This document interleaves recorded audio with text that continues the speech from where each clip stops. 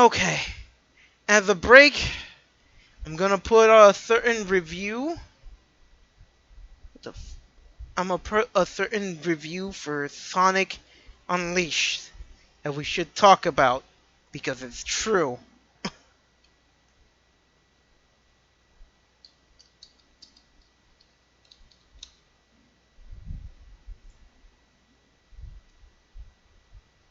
And I'm gonna use the bathroom once I put it on.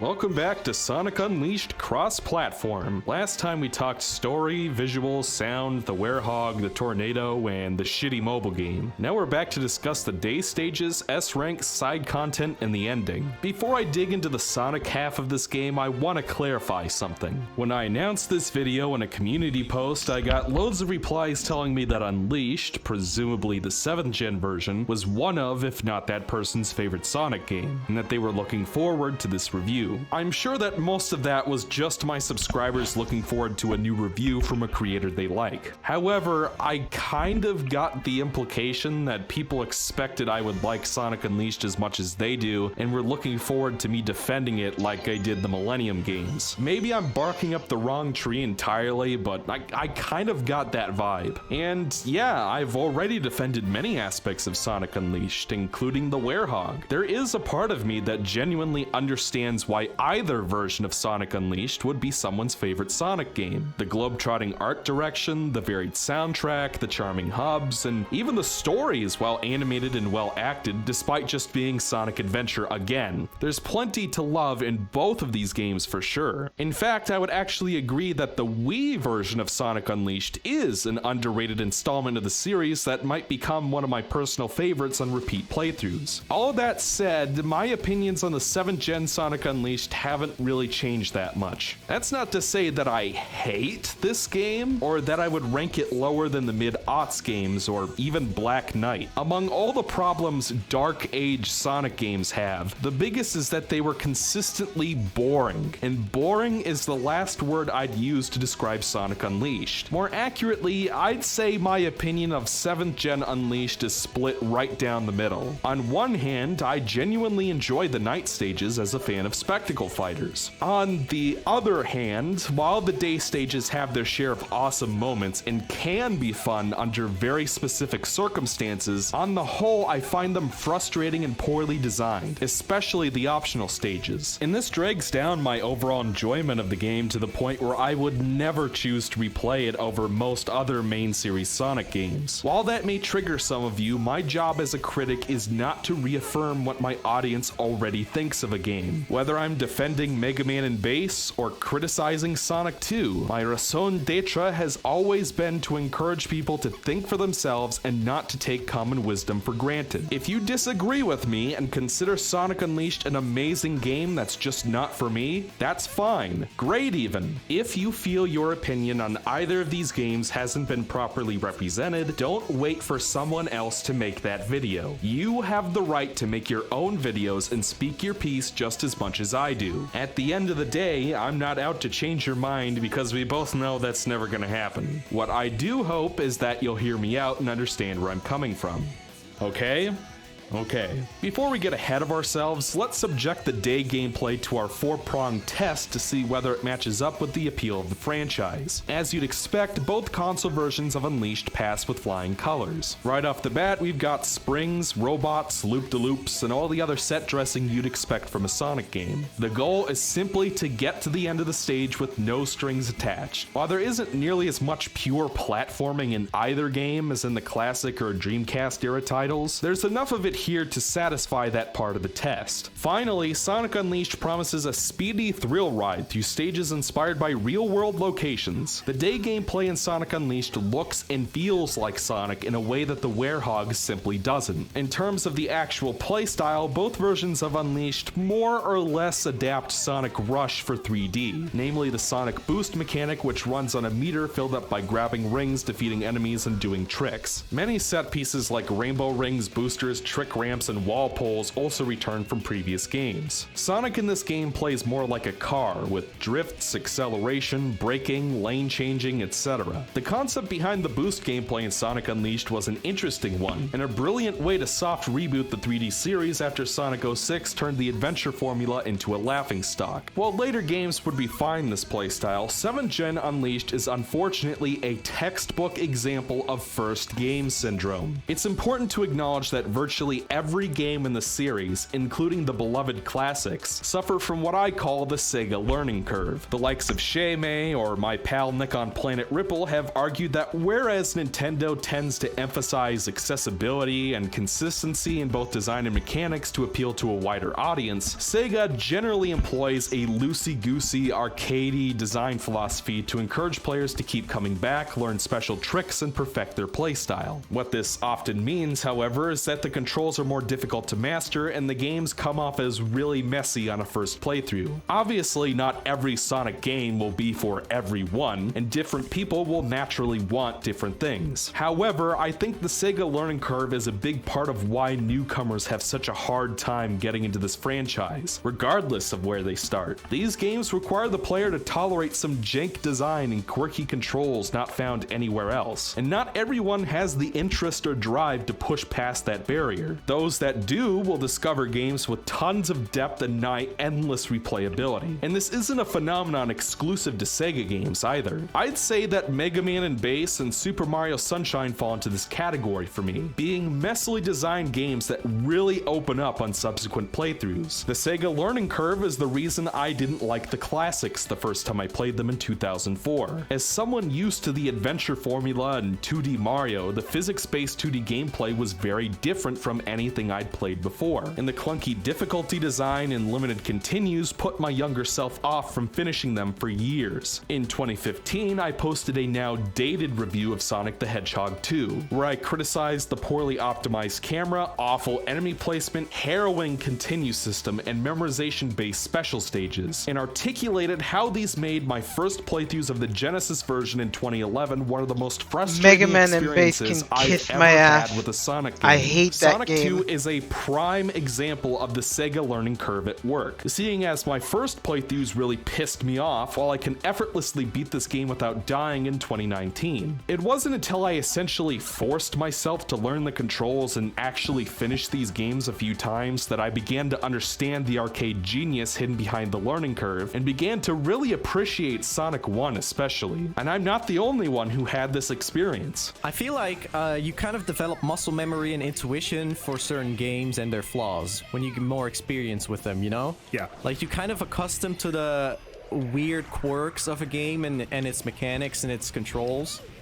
Yeah. And then when people don't have that experience, like for us, it's like, wow, this game is so easy. Wow, you suck. Look at how bad you're playing. But that's just simply because we have all the experience and we know the ins and outs of how it plays and how to avoid all the bullshit. Yeah, it can be really, really hard to, with a game, especially with a game that you've been playing like most of your life or something, to even remember, to even see like some of the things that other people might struggle with as problems. I remember particularly noticing that with myself when Sonic Mania came out, and you know, you had people like making having problems with it that I remember vaguely having like 25 years ago. But it's really hard to sort of it can be really hard to remember that sort of mindset. I remember when I first started playing Sonic games, like the classic Sonic games, I didn't know you were supposed to roll down slopes and manipulate, the environment that way. So I had the hardest time making it past the first few levels of any given Sonic game. And then I got the Mega Collection, and one day as I was playing one of them, it just clicked. I suddenly realized, oh, hey, I can use the physics, I can use momentum to get where I want. And suddenly, the games were super easy. and I blew through them all in just a couple of days.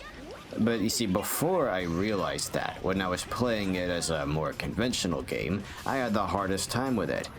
And I understand that that's how most Sonic games play, really. That's how most Sega games play, because they have a much more arcadey mindset, where the goal isn't just to simply make it to the end, but to look good, to look stylish while you do it.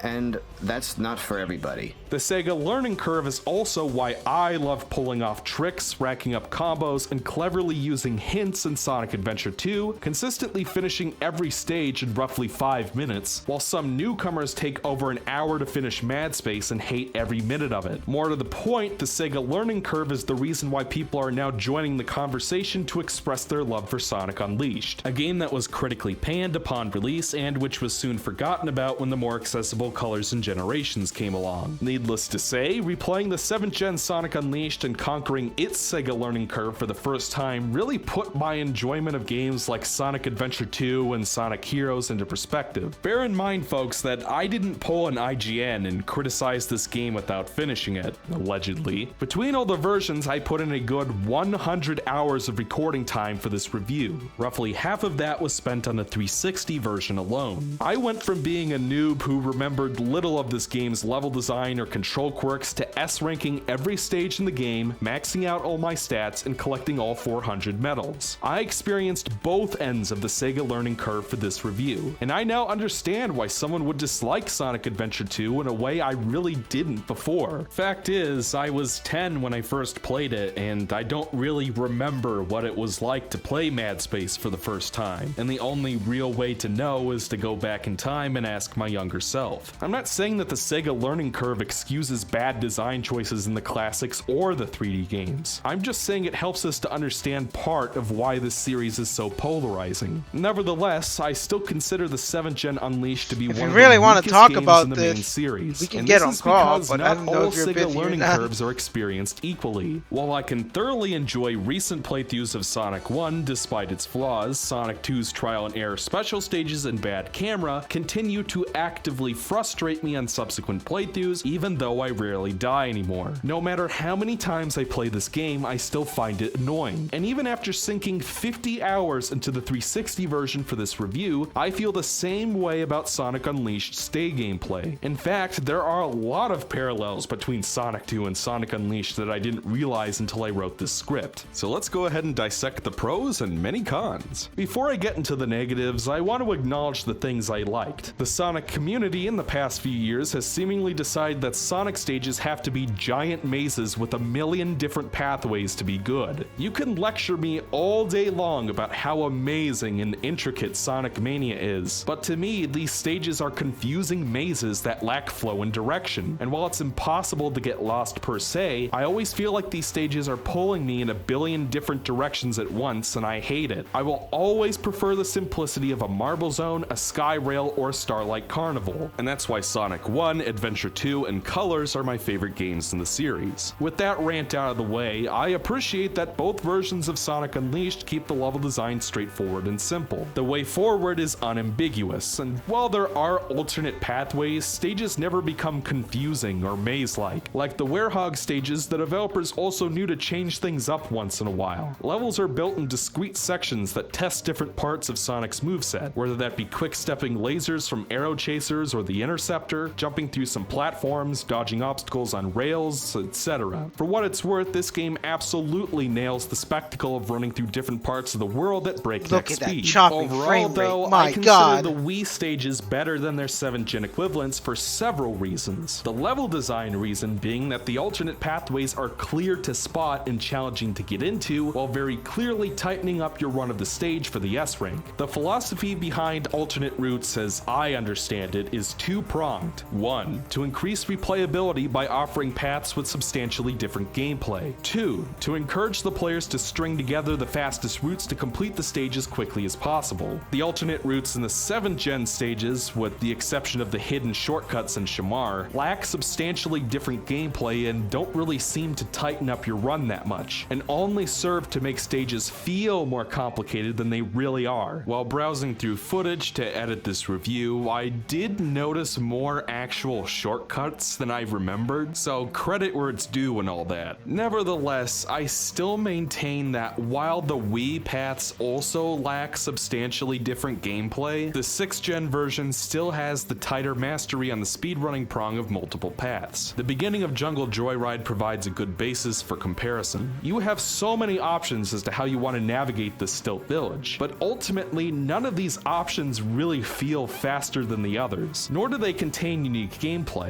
Compare this to the Wii Jungle Joyride, where right from the start you can choose from taking a more difficult path on the left that's faster, or an easier path on the right that's slower. In Shamar Day, you can choose between trying to run up a sandfall to get to the faster route, or taking the slower, easier route. Every day stage in Wii Unleashed is built on this kind of design, and rewards players for pulling off more difficult gameplay, and it helps me understand much more why someone would like multiple paths in a Sonic game. With all that said, it's time to talk about the control. Sonic is unfortunately no stranger to unorthodox controls. Unleashed differs from most previous games in that there were always ways to work around the most offensive control issues. Locking on while hovering, throwing fireballs instead of punching on the ground, increasing traction with flying in power formations, and even Sonic Forces just got more comfortable for me the longer I played it. While Unleashed's controls are absolutely playable, there are persistent issues that never subsided no matter how long I played it. Starting with movement, Sonic's overall handling just feels wrong. While on hubs, he moves too slowly and turns too sharply. Everywhere else, the handling in this game is so slippery that it makes Heroes and Shadow feel like the adventure games. Sonic just sort of slides all over the place while running and is generally too fast to the point where I have to slowly tiptoe around entrance stages to avoid slipping off of platforms. The stomp and the skid are completely worthless for slowing down, say if you missed a medal or something and need to backtrack. So turning around while running is basically impossible unless you come to a complete pace-breaking halt. The platforming control in this game is stiff and awkward, like you have to press the jump button a half second earlier than you normally would, or you'll run off a cliff and die. Sonic's jump arc feels too short, and it's impossible to correct a jump in mid-air, and this makes the few moments of actual platforming really clunky and awkward. Colors, Lost World, and Forces added a double jump for a reason, because it helps you correct jumps and reach those tricky platforms a lot easier. Sonic Unleashed could have really used that. Some might argue that Colors has too much 2D, and Unleashed is better because it has more 3D in it. First of all, it really doesn't. Sonic Unleashed indeed has fully 3D hub worlds and entrance stages, and the Werehog stages are 100% free roaming 3D. And yes, Colors is indeed a side-scroller with some 3D in it and not the other way around. I won't disagree on that much. However, in terms of the actual Sonic stages in Sonic Unleashed, 90% of them is spent in 2D side-scrolling sections or running down linear corridors, which are basically side-scrolling sections with a different camera angle. You know, kind of like Crash Bandicoot. Unleashed day stages just have more hallways than Colors does, which gives the false impression it has more 3D when it's really just as restrictive. Second of all, the times Unleashed does expect you to maneuver around and jump in free roaming 3D are the absolute worst parts of this game. And no, I'm not talking about the Werehog, folks. Something that would feel effortless in the adventure games feels awkward and unnatural due to Sonic's handling and jump physics. So yes, Colors may be lacking both in 3D hubs and 2D hallways, but at the end of the day,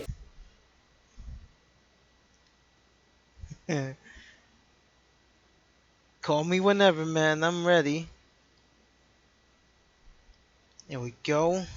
Just tune me into the thing. I'm gonna do that right now.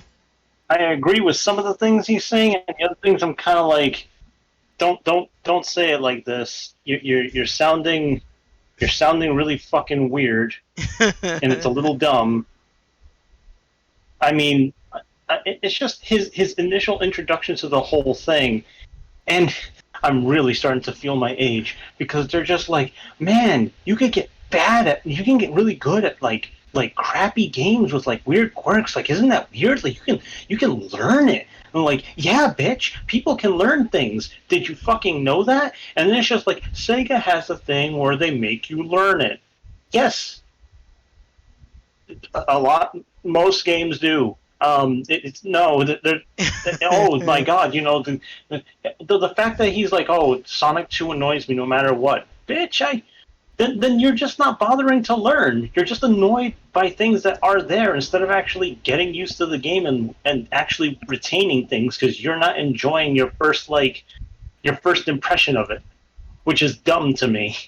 And like I'm having mixed opinions so far. He's like, oh, I appreciate like saying that he appreciates the night stages as spectacle fighter stuff goes, but there isn't much spectacle either because the combat is not quick and it's not snappy. It's And pretty clunky, all things considered, from the last time I actually played it. and there's no actual there's not enough variety in what you get to see and what you get to do and what you have to deal with. There just isn't. Not only that, but the most optimal way to get S ranks in those stages is to wear down the big enemies to the point where you can do the quick time kills. Otherwise, you won't get enough points to actually get the S ranks. By the way, as we're going through this, I'm going to be doing some stuff in the kitchen. But yeah, and yes, I'm glad that he mentioned the fact that Sonic doesn't feel right. The reason he doesn't feel right is because he can't fucking turn around. He can't turn sharp. Everything is a wide turn, like I already said, but I have to stress just how much you have to put up with that. His jump sucks too in that game. Oh, and there's delay in those controls. He mentioned it, but last time I was playing it to try it out for the marathon, oh my God, man, it's bad. It's real bad, man. Yeah. See, Sonic. Yeah, Barg says too that it's the heaviest jump. It's the heaviest jump for Sonic. I'd expect that kind of shit for Knuckles. And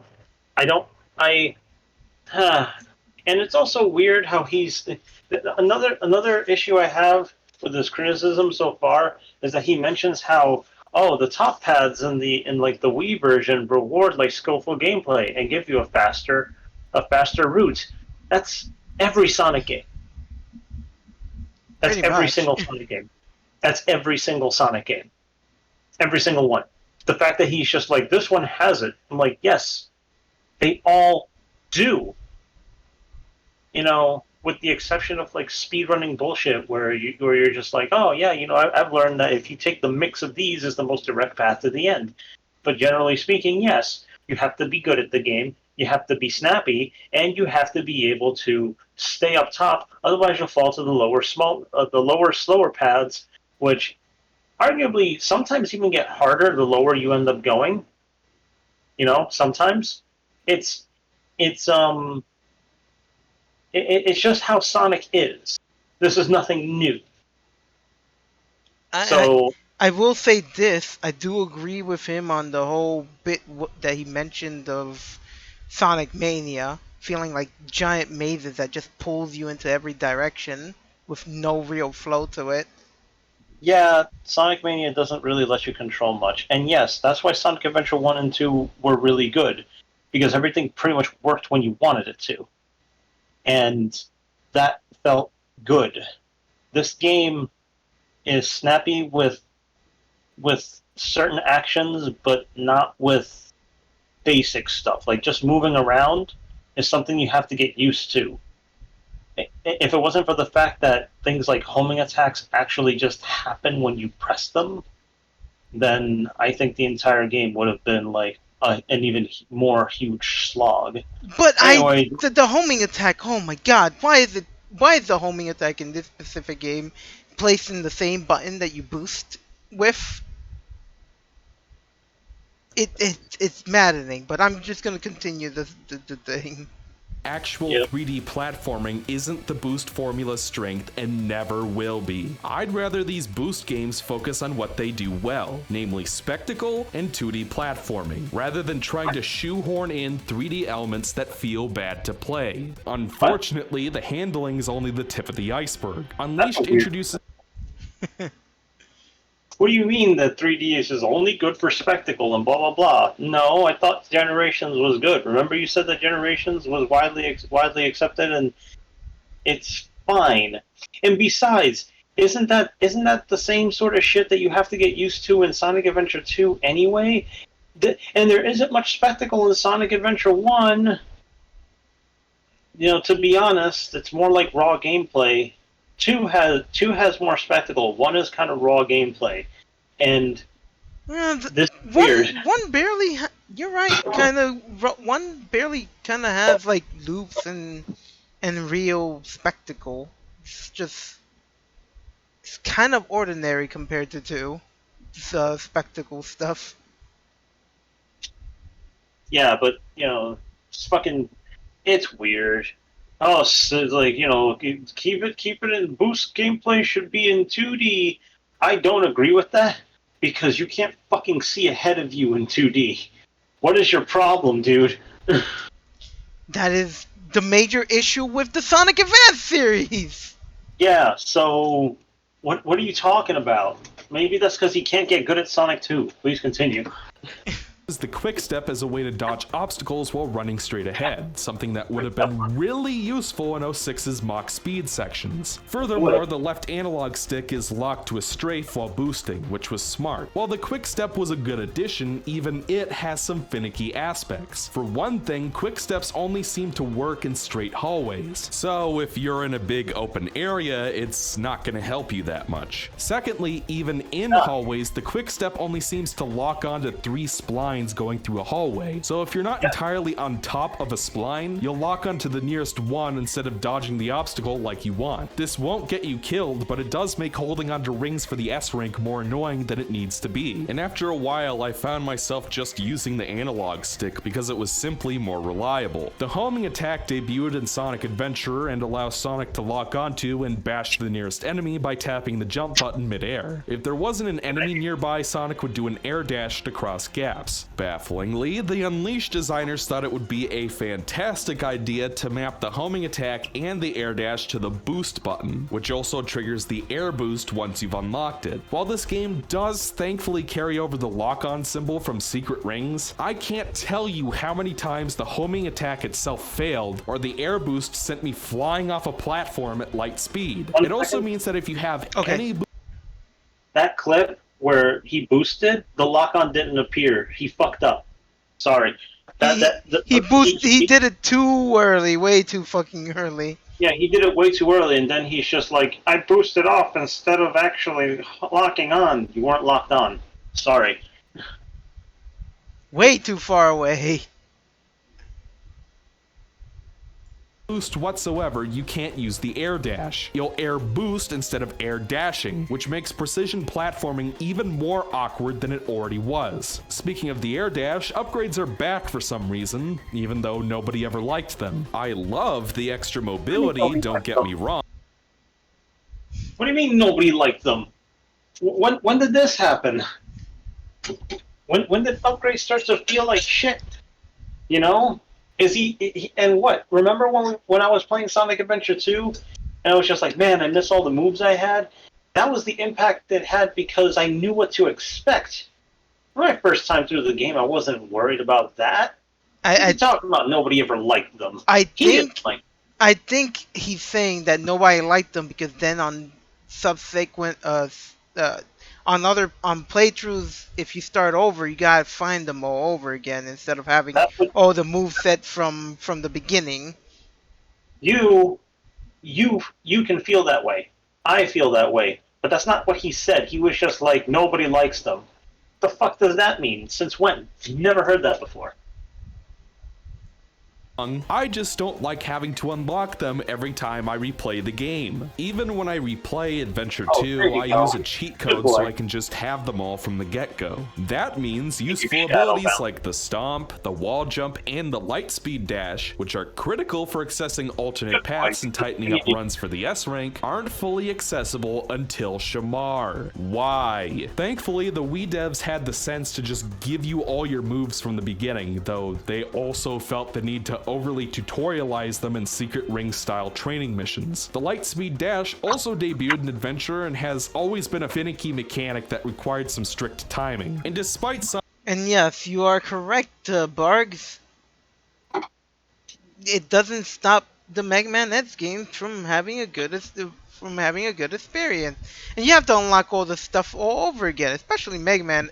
It going back from like later Mega Man games to Mega Man X1 and knowing you don't have the fucking dash boots from the very beginning, it feels weird at first, but just get used to it. It doesn't matter in the long run. I think he's very impatient. This particular guy, he seems very impatient to me. And at the same time, it's weird because it just means that there are certain quirks he's willing to put up with, but not others, which is fine. But then he creates this whole Sega learning curve thing to try to prove a point, and that just kind of makes me feel like he's talking out of his face sometimes. Which is weird because he brings up good points, and even I had to eat my words just a minute ago on explaining that whole thing. But yeah, then Barg said, what the fuck does that mean for like Mega Man games that people still love, and you don't ever start with all the powers? In fact, people make routes to make getting those powers faster. Yeah, and you could do the same with Sonic, and it doesn't really get in the way. Like, come on, man. Do you think Tails really feels all that gimped in Sonic Adventure 1 without all his powers? They're nice, but they're not really necessary. The thing is, the thing is, okay, here's the thing. It's like, if you're gonna replay the game, you want all the powers to get the S ranks. But the thing is, just get the powers and then go for S ranks. Don't go for the S ranks on your first try because, honestly, it's just obnoxious to do that, number one. And number two, they weren't meant to be done on your first try most of the time. I have another realization. Why is he showing footage of Sonic Adventure 2? Did he lose his data a bunch of times, or did he just think that restarting the game was a good idea? The only reason I played everything without the powers is because I had no other choice. So what the fuck's his excuse? I hope it's because he lost data like 3, 4, 5 times like I did. It's a weird point.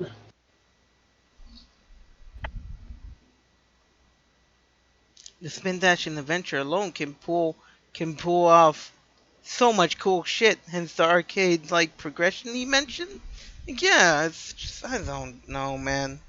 Sonic Unleashed finally not mapping the Lightspeed Dash to the ground pound button. Somehow, in terms of responsiveness, this mechanic is worse than ever. You basically have to mash the Y button over and over or it won't activate. The boost works pretty much as you'd expect, but it also triggers an awful post-processing effect that smears an already blurry game into jelly and makes it difficult to see where you're going. Seriously, let's just pause this for a moment. Look at this. Yeah, it makes you feel faster than Generations, which removed this effect, but it comes at the cost of visual fidelity, performance, and visibility. It's because of stuff like this, the bad frame rate, and the often muddy textures that I just can't agree that this is the best looking game in the series. I'm sorry, but this game just has not aged well visually. There are a handful of sections in Unleashed where Sonic will run on water, which sounds cool until you realize he'll instantly drown if he stops boosting and that he can barely move. Your only hope for dodging obstacles on the water is the drift, which is the most useless ability in this game. I cannot stress enough that this mechanic simply doesn't work. It is absolutely worthless. Sonic's drift arc alternates between being too sharp and too wide, making it impossible to feel out when you should start drifting or where to drift from. Decisions you have to make while running at light speed. This mechanic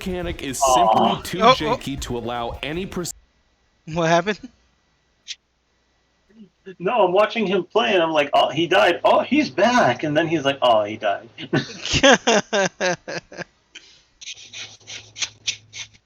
Oh no, what did I do?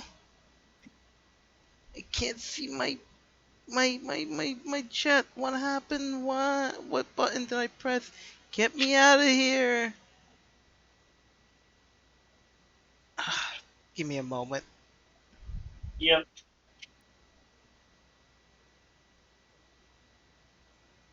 There we go. It's been fixed.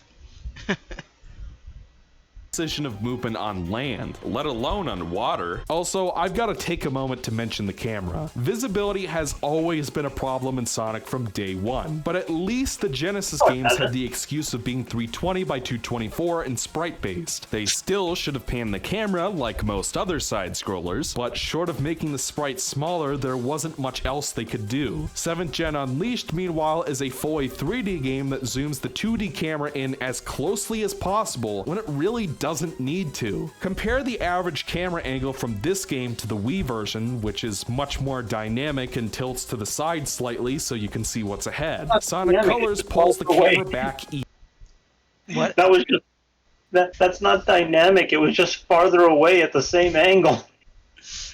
You know, okay, so there's one thing I always complain about, and it's why didn't they just adapt Sonic CD's camera when you're moving fast? Sonic CD's camera pulls back, you know? It kind of it pulls back so you can see what's ahead when you're moving when you're moving fast. There's no reason for Sonic to be at the center of the screen all the time, especially when he's moving fast. Yeah, let people react to things. It is weird that they don't do that. Sonic 3K does that too. Does it? I don't remember it doing that. Maybe with enough speed that when they're going, when they're outpacing the camera, it looks like it's doing that, but it doesn't really do that. Not that I remember. I think it's mostly noticeable when you're. I think it's mostly noticeable when you're running on water in Hydro City. Oh yes. Okay, I can see that. But those are mostly just set You pieces. notice it. Those feel more like set pieces. That's why the camera just pans out like that. Everywhere else, I don't see that happen. Probably because you don't go as fast in many other places, which is kind of like which is like what Sonic CD did, where people were just like, "It had 3D." No, it didn't. It did it once.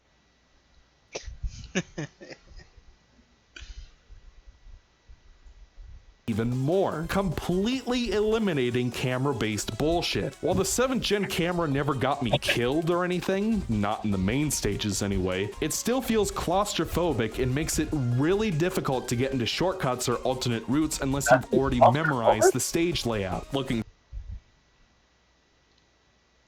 it's just the stage is big. How much of the stage do you want to see, man? Do you want it to be like, I want to be the guy? Maybe they should do that with Sonic. Maybe it'll work. I mean, I don't know. The Sonic camera thing has always been kind of a thing that everyone kind of complains about. Some people get used to it, some people don't. I'm kind of mixed about cameras in Sonic games. All right, I'll give you an in-universe explanation. You're running and you're going so fast that your brain only has so much processing power. You know, arcs of information can only jump from one part of your brain to the other at a finite amount of speed, not even the speed of light. So the faster you run, you know, how much can you really see before you can react to it, you know? So in a way, it's like the most immersive experience of trying to actually grasp super speed and then complaining, why can't I react? So eat shit, I guess. I don't know, it's just... Then don't just focus on speed all the fucking time. That's what I fucking hate. Okay, I'm gonna it's like the very thing I was complaining about with Sonic Advance 3. It's like at moments you can't fucking understand what kind of pace they want you to go, because there's always so much bullshit ahead of the very things they want you to speed through.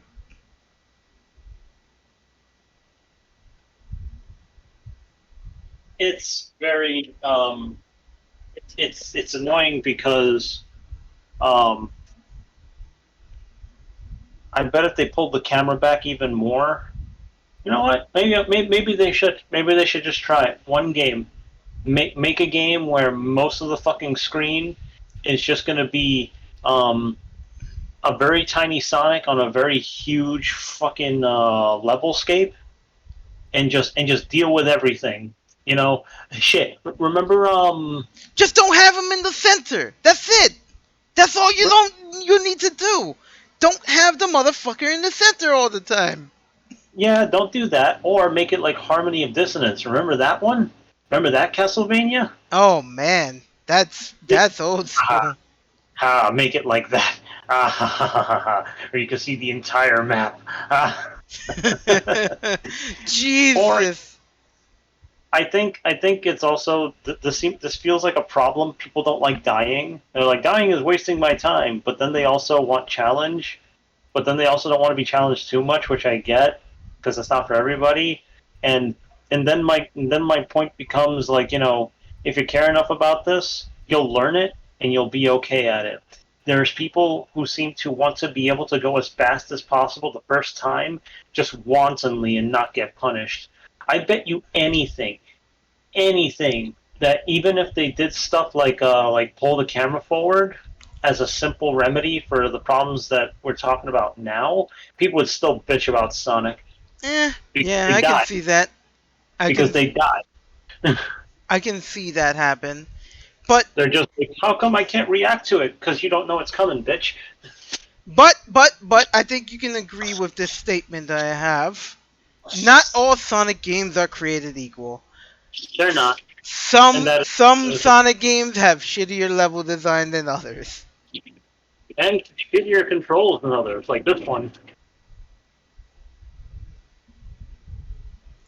Through the footage, I did find more moments than I remembered where the camera tilts or zooms properly. Nevertheless, compared to the Wii version, there are still plenty of times where the game just doesn't give you enough time to react to dash rings and the like. On that note, every single one of these stages feels clunky and awkward on their first playthrough, partially because of the camera, partially because of the controls, but mostly because the levels weren't designed well around these things. Stages just feel like a bunch of stuff flying on screen and passing you by before your brain has a chance to evaluate what it just saw, and I found that really frustrating. Bear in mind that I played this on a low latency computer monitor. I don't even want to know what this game plays like on a laggy TV screen. The controls and camera aren't unplayable by any means, but nevertheless feel bad to play, and I suspect the designers knew that, which is why 90% of this game is spent in hallways where you'll mostly be boosting in a straight line, or 2D side-scrolling sections where the awful turning, dysfunctional drifting, suicidal air boost, and terrible 3D movement never come into play. And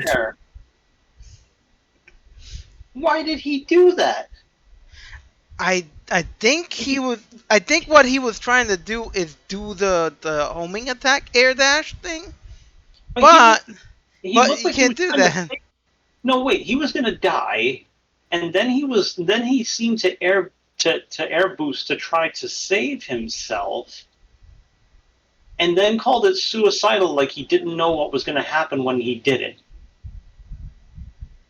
Excuse me? Barry's like, that air boost made no sense. Yeah, like what are you doing, man? It's like suicidal. No, you made that choice. What's wrong with you? To be fair, again, homing attack and boost shouldn't be on the same button, but still. They Yeah. shouldn't. But I'm seeing his gameplay, and I'm kind of like, you're making weird choices, man. No wonder you never got good at Sonic 2. to Unleashed's credit, as long as you do what the game expects you to do, the controls maintain an illusion of functionality. Well, in the main acts anyway. I'll even go as far to say that as long as you play Unleashed casually and just focus on reaching the final boss, it's easy to ignore most of these issues. As bad as the drift is, it's never required to finish the game. However, the moment you go off the beaten path to look for medals, which are required to progress, or God forbid try to S-rank these stages, you'll quickly realize that this game is held together with staples and hot glue. I mean... Meanwhile, the weak... Not necessarily. It's weird, I'm kind of defending this game a bit more from this guy and attacking the game from the other guy. I just think that both of their criticisms are either hyperbolic or too fucking weak. Like, it's either too much praise or strange complaints. It's like, oh, you don't have the boost. I'm like, yeah, I know you don't. And then there's just like, oh, if you do the stages exactly like they want you to, you'll maintain the illusion of control. So wait a minute. If you do all the stuff you're supposed to so you can maximize your success, doesn't that mean the controls work? Because I thought bad controls was when I'm doing everything I'm supposed to and shit is inconsistent. Eh? Yeah, what the fuck? Controls are better than the 7th gen controls, but still have their share of quibbles. Like the 7th gen version, moving around in open environments isn't that great, but here the problem is the opposite with Sonic feeling too stiff, which is my preferred poison of the two. Thankfully, the day stages omit open 3D sections altogether, so you never have to jump around on prayer wheels or anything the controls weren't designed for. All the free roaming 3D platforming is relegated to low stakes puzzle rooms and the Gaia Gate where you can take your time and play in your jumps. The wall jump is different from other games in that you have to hold the control stick in the direction of the wall to jump off of it, but that's relatively easy to get used to. The DualShock and Classic controller layout is also different from the 7th gen Boost games, while the GameCube and Nunchucks games are different from Sonic Colors. So if you're used to these other games, it might take you a bit to reprogram your muscle memory. That's not really this game's fault as much as it is the 7th gen control scheme carrying over to future games. The analog sensitivity on the PS2 also feels off, like they copy-pasted the code from the Wii controls instead of optimizing for the DualShock's superior analog stick. This landed me in trouble my first couple stages, but after that I adjusted to it. The biggest problem is that Sonic simply takes too long to turn around in 2D, even longer than he does in the 360. Most of the stages are spent moving in a straight line, but it can be kind of annoying in the ring missions. So yes, the 6th gen controls indeed have their own learning curve and have their moments where they don't perform as expected. Regardless, they still showcase a score of improvements over their 7th gen cousin. And whereas the 7th gen controls still don't feel right to me after 60 odd hours of playtime, the 6th gen controls consistently work well for me after mastering this game's Sega learning curve. I've already mentioned the superior camera and having your abilities from the get-go, but I've got to take a moment to mention the drift. It's no Generations drift, but compared to the 360 PS3 version, it might as well be. Drifting consistently functions in a way that the player can predict, which makes it fun to drift around corners. If I had these controls for Savannah Citadel Act 2, then that level wouldn't suck nearly as much. I also much prefer how boosts are relegated to a handful of uses that recharge as you collect rings and defeat enemies, which 360 PS3 fans tend to criticize. This was obviously done because the boost is mapped to shaking the remote and you can't exactly hold that down, and I can see why this would be an adjustment if you're used to Generations. However, this boost system has... What happened? Shaking the controller to boost sounds like one of the worst ideas. I'm amazed that he decided it would be more fun to get used to that and then say, oh, there's a Sega learning curve. I'm like, that's a Nintendo learning curve, bitch. At the very least, you can use a goddamn classic controller, cause fuck that, man. My God. To think that he got used to that, but motion controls on Wii for a good bulk of games was a horror by the yes, Barks, yes. Yeah, so well, I can see that you know, I'm glad he has an opinion and a YouTube channel, and figuring out video editing software from scratch is really hard for me. I don't even know how to do a simple edit yet, but this is the best I can do for now. the side effect of making the player choose the most optimal moments to boost rather than spamming it through the whole stage like the 7th gen version. Yes, the Wii PS2 version is slower, but that's a good thing. It's much easier to see what's coming and prepare for it, and it also means you don't have to be boosting constantly to make the S rank. In fact, let's talk about how speed is used in Unleashed. Sonic was born as a marriage of platforming and speed physics-based gameplay. However, these two elements contradict the other. It's hard to platform when you're going fast, and it's hard to go fast when you're platforming. More importantly, too much speed decreases the player's ability to react to incoming hazards and makes the game difficult to control in general. The only time Sonic Team really nailed a People keep thinking that like these things don't work and are contradictory. That is total horseshit. That is complete and utter horseshit. Because the whole idea is that you get to go faster, and you get to go really fast when you get to learn the game, which is exactly what the first game was, and they're pretty much still doing.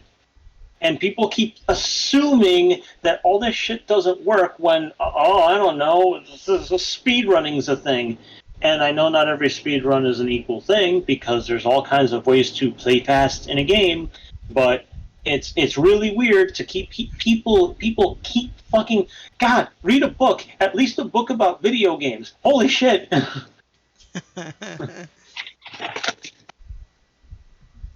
Perfect balance, in my opinion, was Sonic and Shadow in Adventure 1 and 2. Sonic has flawless 3D platforming control. The camera is always facing relevant hazards, but he still feels plenty speedy. Unfortunately, every other game in the series fails to achieve this perfect balance for one reason or another. Despite what some people would have you believe with the release of Mania, even the precious classics struggle with this issue. Camera panning, movement speed, and enemy placement have been a problem in 2D Sonic from day one. The only way to really avoid hazards with such limited visibility is to slowly tiptoe around stages. And at that point, the game isn't exactly fast anymore. Sonic... How is that an example of needing to tiptoe? The enemies were around you and your ass didn't react to them fast enough. I mean, I don't know, man. Those things don't bother me when I'm jumping and moving. I really feel like he's just hesitant to learn about anything that frustrates him a little too much the first time around.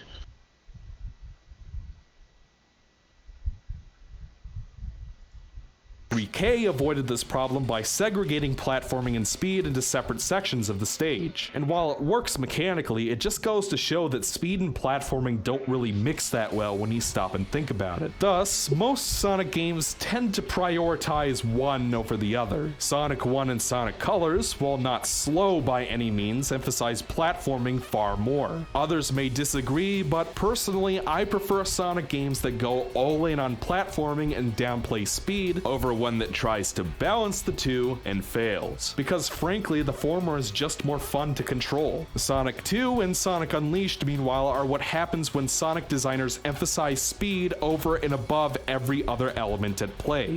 Sonic 2, as a sequel, set out Sonic 2 is not that hard if you're just fucking rolling most of the time. Did you know that? Why is he constantly running like an idiot? As my little child brain was like, if I hold down and I'm in a ball, I'm going to mow most of these things down.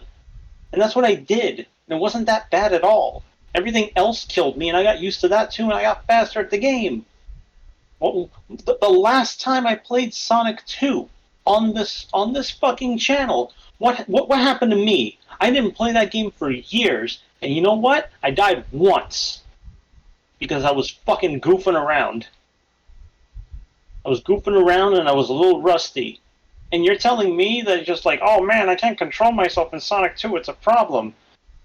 I know it's a straw man, but since he's using these kind of things as examples to show how things are done poorly, it just really seems like he's not using the game's available tools to their fullest and then blaming the game. Okay, here's the thing.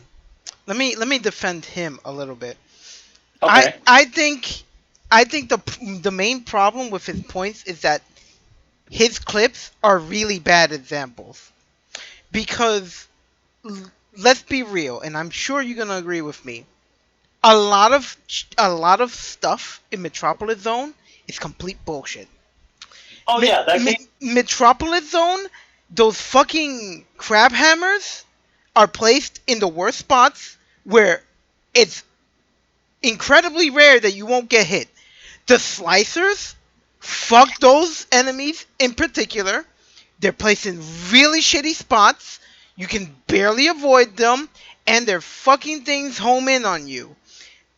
There are a lot of instances in Oil Ocean, and you can agree with me on this, where you are most likely going to get yourself killed if you don't just stop completely, and fucking take in those stupid fucking platforms that go up and down.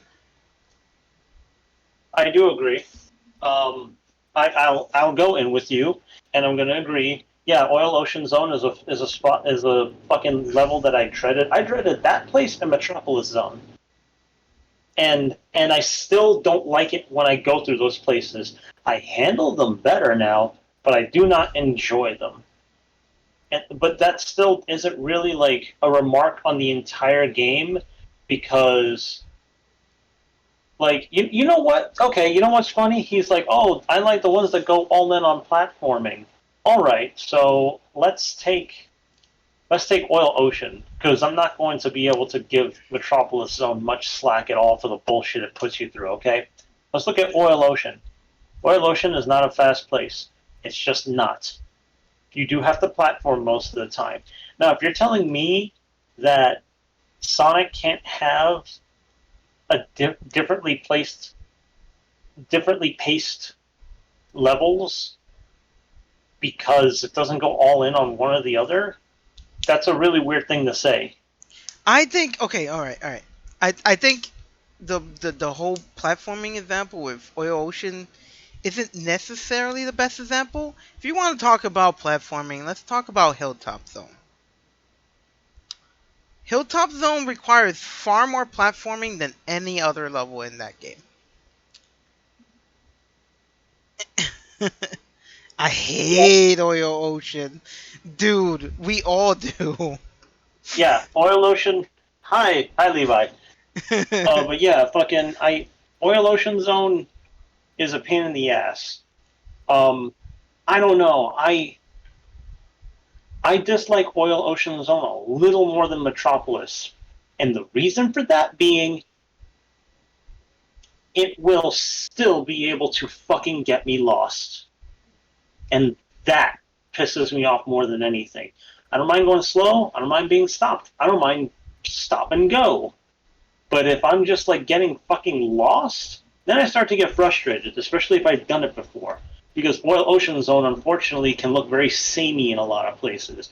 And I'm like, wait a minute, I go down and I go back, but then I keep going back? When do I start going right? If I go right, I hit the wall, and then I have to go back, and I'm like, fuck this place. Yeah, you know what? Yeah. Nah. Wing Fortress? Okay, my problem with Wing Fortress is that there's a certain path I can take almost every single time that I feel completely safe doing and that I have learned. But if I deviate from that path, I will get fucked up. And that's because I'm just like, the fuck do they want me to do? And then there's that one spot that if you don't know about, you get launched to your fucking death. You know, the stupid slider thing? We just fucking kill you. If you don't know what you're doing. I don't know if the sliders ever like killed me there. It's killed me. I think you have to hold forward, but if you don't press anything, I think it will kill you instead of just taking you straight to the other platform. Oh, that? No, I've done little things like just crouch while it's grabbing me, and it launches me right over, and Sonic's just mid crouch in the air, and it looks funny, and it never threw me in the pit. Weird. It's thrown me into pit. My God, I just have bad luck with those things. Dude, I believe you. I totally believe you. Anyway, this guy's examples are very weird, and is okay. By the way, Levi, we're doing some discourse because he needed a break from all the Sonic Advance that's been tormenting him, and he started to play this, and about 20 minutes in, I was like, I'm going to come in and I'm going to fucking complain a bit, because although I agree with some points, this guy also sounds really weird, and there's so much to talk about. You know what? Mostly every point he's trying to make, I could just bring up my playthrough of fucking Sonic Advance 3. Where the fuck do I go? Oh, this stupid crusher got... I can't see anything. They want me to go fast, and I can't see anything. Oh, wait, I got crushed by something up ahead. I hate... that game, Sonic Advance 3, is definitely one of those games that it's not pleasant on your first playthrough. Jesus Christ. Anyway, let's continue. To do more with speed than its predecessor, removing the speed cap and platforming-focused level design from the first game. Unfortunately, this made the game more difficult to control, and this is why I find the game so annoying even on repeat playthroughs. But you know what? Even as a speed-focused game, Sonic 2 still had plenty of platforming for me to sink my teeth into. I can still get some fun out of this game. No, if there's any one game that goes all in on speed and neglects platforming, it's Sonic Unleashed.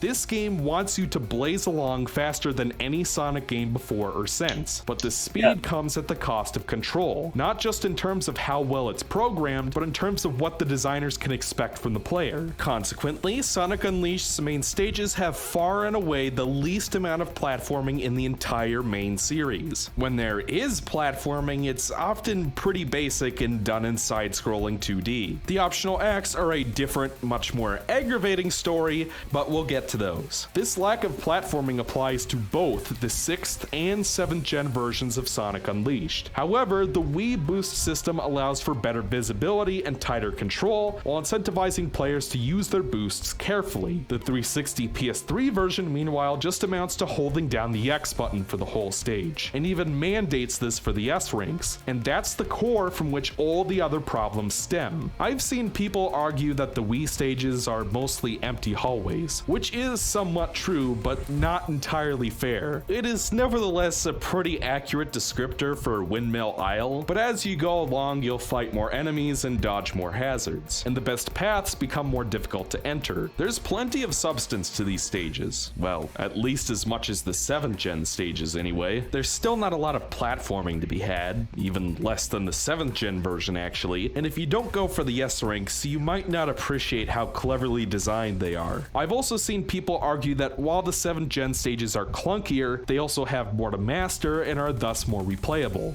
I kind of understand this argument. After all, it's my reasoning for preferring Sonic Adventure 2 over the more accessible SA1. Because You was gonna say something?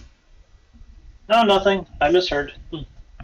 that game is so simple that there's nothing to keep you coming back besides spin dash jumping, whereas SA2 was harder to get into but makes up for that with its sheer depth of mastery. However, in the case of 7th Gen Unleashed, I'd argue that mastering these stages is more a matter of memorization and luck than it is about building up a skill set like Adventure 2. In that sense, I'd argue the Wii stages reward skillful playing more, vis-a-vis the faster pathways. But wait, the hypothetical audience member says, why are you complaining about the original controls when you could just play the Unleashed project instead? In case you didn't know, this was a Sonic Generations mod released in 2013 and created by the talented modders at Team Unleashed, which allows you to play the Unleashed day stages in Generations PC in up to 4K 60 FPS. Some would herald this as a fixed version of Unleashed, seeing as it removes the Werehog, Dark Gaia, and Eggman land from the game. One thing I should mention is that this mod will crash upon loading the White World if you own a 20 series Nvidia GPU like me, so I had to remove the custom White World from the mod in order to play all the stages. Even then, I encountered my fair share of random crashes. The issues are on Nvidia's end to fix, so there's not much Team Unleashed can do about it. Regardless, Project Unleashed is indeed an improvement over base Unleashed in many respects, not least of which is 4K 60 FPS support. The increased What happened? I don't see I don't see why he feels the need to bring this up other than to shut people up who have been dogging him about fucking playing that mod.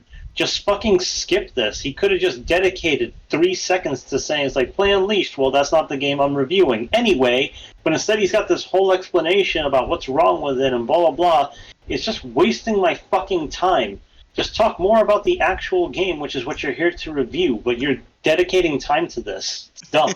Frame rate especially does wonders for these stages and gives the player more time to react to hazards. Additionally, if you ever needed proof that Sonic Team cleaned up the controls for Generations, this is it. Right from the beginning, I felt a significant difference, and it greatly increased my enjoyment of these stages. On top of that, the devs added 5 red star rings and new locations in each stage, and a texture artist even drew up higher res versions to replace the blurry originals. Clearly, a lot of passion and love went into making this mod, and I have nothing but respect for the hardworking folks at Team Unleashed. Speaking of, okay.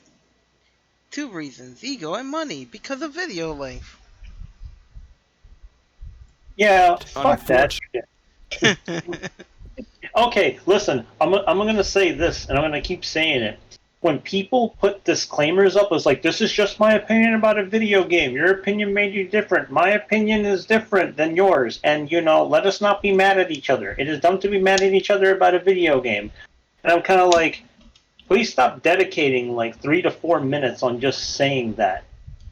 I don't know. I find it more tactful with the fucking I hate everything format of doing the blurring alert sound than a fucking wall of text. Because at least it doesn't really waste my time and just gets into it. Fortunately, the Unleashed project is hardly a substitute for an actual PC release of Sonic Unleashed, even by the developer's own admission, not least because it's missing my preferred half of the game, but also because a lot of things just didn't translate to Generations. Some of the enemies, like the Fire Polywhirls or the Interceptor, are missing, so the team had to substitute them with assets already in Generations. In the case of Empire City, they replaced the Interceptor chase with dodging cars, and I actually prefer this to the original. Trick ramps had to be replaced with rainbow rings above regular ramps, and if you're used to the original stages, you'll never know to jump in time. On that note, all the level design problems from the original carry over here. Slamming into objects you can't see coming, secret passageways exiting the frame before you know it, the camera being zoomed in way too close, etc. I imagine this was because Team Unleashed had no real way to change it with the current modding tech, but it goes to show that these were level design problems that even tightening the controls or increasing the frame rate can't fix. On top of that, I ran into some annoying glitches like Sonic air boosting at the end of skydiving sections. I definitely recommend the Unleashed project to anyone who hasn't played it already, but it hardly exonerates the day stages as a whole. At most, it's a showcase for how good an actual PC release of Unleashed could be with mods to improve on what doesn't work. Speaking of which, the 360 version is backwards compatible on the Xbox One, but while Generations 360 was enhanced to native 4K on Xbox One X, Unleashed on Xbox One X received no One X enhancements whatsoever and is merely an emulation of the 360 version, anamorphic 720p and all. It does receive the usual One emulation advantages like VSync, and for what it's worth, the frame rate seemed a little more consistent in what I played, but it's still a disappointment that Sega didn't bother to enhance the game for One X. That said, it's time to talk about the ranking system, which is so central as to how new Millennium Sonic games are designed. As stated before, the 7th gen day stages on my first play just felt like a bunch of stuff flying on screen before the player could react, due to the poor camera, bad controls, what the fuck was that? That was so weird. I have never seen that before. That's some jank. That is some jank. He's going to talk about the ranking system, and I hope he handles this well, because look, ranks don't really matter unless you do care about them. That's it. I care about my ranks. That's me. That's just because I have some pride in it, and that's it. I don't know. I mean, sometimes it really depends on the game, but I feel like most of the time ranks kind of just push me into playing other games that aren't ranked, because it's like sometimes I don't know. Sometimes it depends on the game, but sometimes they just feel overly demanding. Oh, I understand and I agree with that. I'm whenever I see ranks on something, I kind of feel a little pressure inside me, kind of be like, you should do better, and I'm kind of like, but fuck, man, not this one. Like, what if I really don't like the game enough? they're going to have that little twinge of satisfaction. It's going to have to fade away with time. Like, oh, you didn't really want to do it. It's okay. And I'm like, it's not okay. It's like, it's okay. Shut up. Same reason I don't get why anyone that hates treasure mech levels still give a shit about ranks. That's true. If they don't care about but you see, they deep down those type of people really do want to do well, but they're not good at that, and they don't want to invest the time, but they do still want to complain about it. Yeah, I can agree with that. Emphasis on speed. But any Sonic fan worth their salt knows you're not meant to play these stages exactly once. From the beginning, the series has always been about lastability through replayability. It's a huge part of the Sega learning curve. One of my problems with the classics is that exploring pathways and replaying the game isn't really incentivized well outside of intrinsic satisfaction. The lack of a post-credits clear time especially is a boggling omission for such a speedrun-centric game. You can tell me all day about how much fun it is to spin dash jump in Adventure 1, and it is, but I never really felt compelled to replay these stages for the lulz because there were never leaderboards or anything to work towards. Well, to be fair, there are the time trial missions, which I really should get around to completing some. That sounds more like a you problem, though. Yeah, like, what is it with this, like, need for competition? It's just like, well, if you're going to make me do something, you might as well give me an incentive to put it up against someone else. Like, man, this guy has... I'm seeing more and more why he just couldn't get better at Sonic 2. And it's just really fucking interesting to hear somebody complain about stuff like that. It's like, so wait a minute, what if Sonic Adventure 2 gets leaderboards? Will you then be motivated to do better? I don't know. Bug's like, okay, start speedrunning streams. Yeah. Yeah.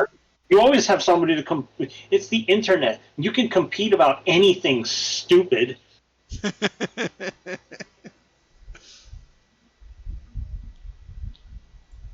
Someday, but for whatever reason, I never felt compelled to do so. This is why Adventure 2 introducing the ranking system is so critically important. This is the game's way of rewarding you for learning the playstyle and the level design, of incentivizing you to overcome the Sega learning curve and master the game. And it's impossible to overemphasize how central this was to everything about SA2's level design. Essentially, This comes in. This begs the question: what is proper incentive for a video game?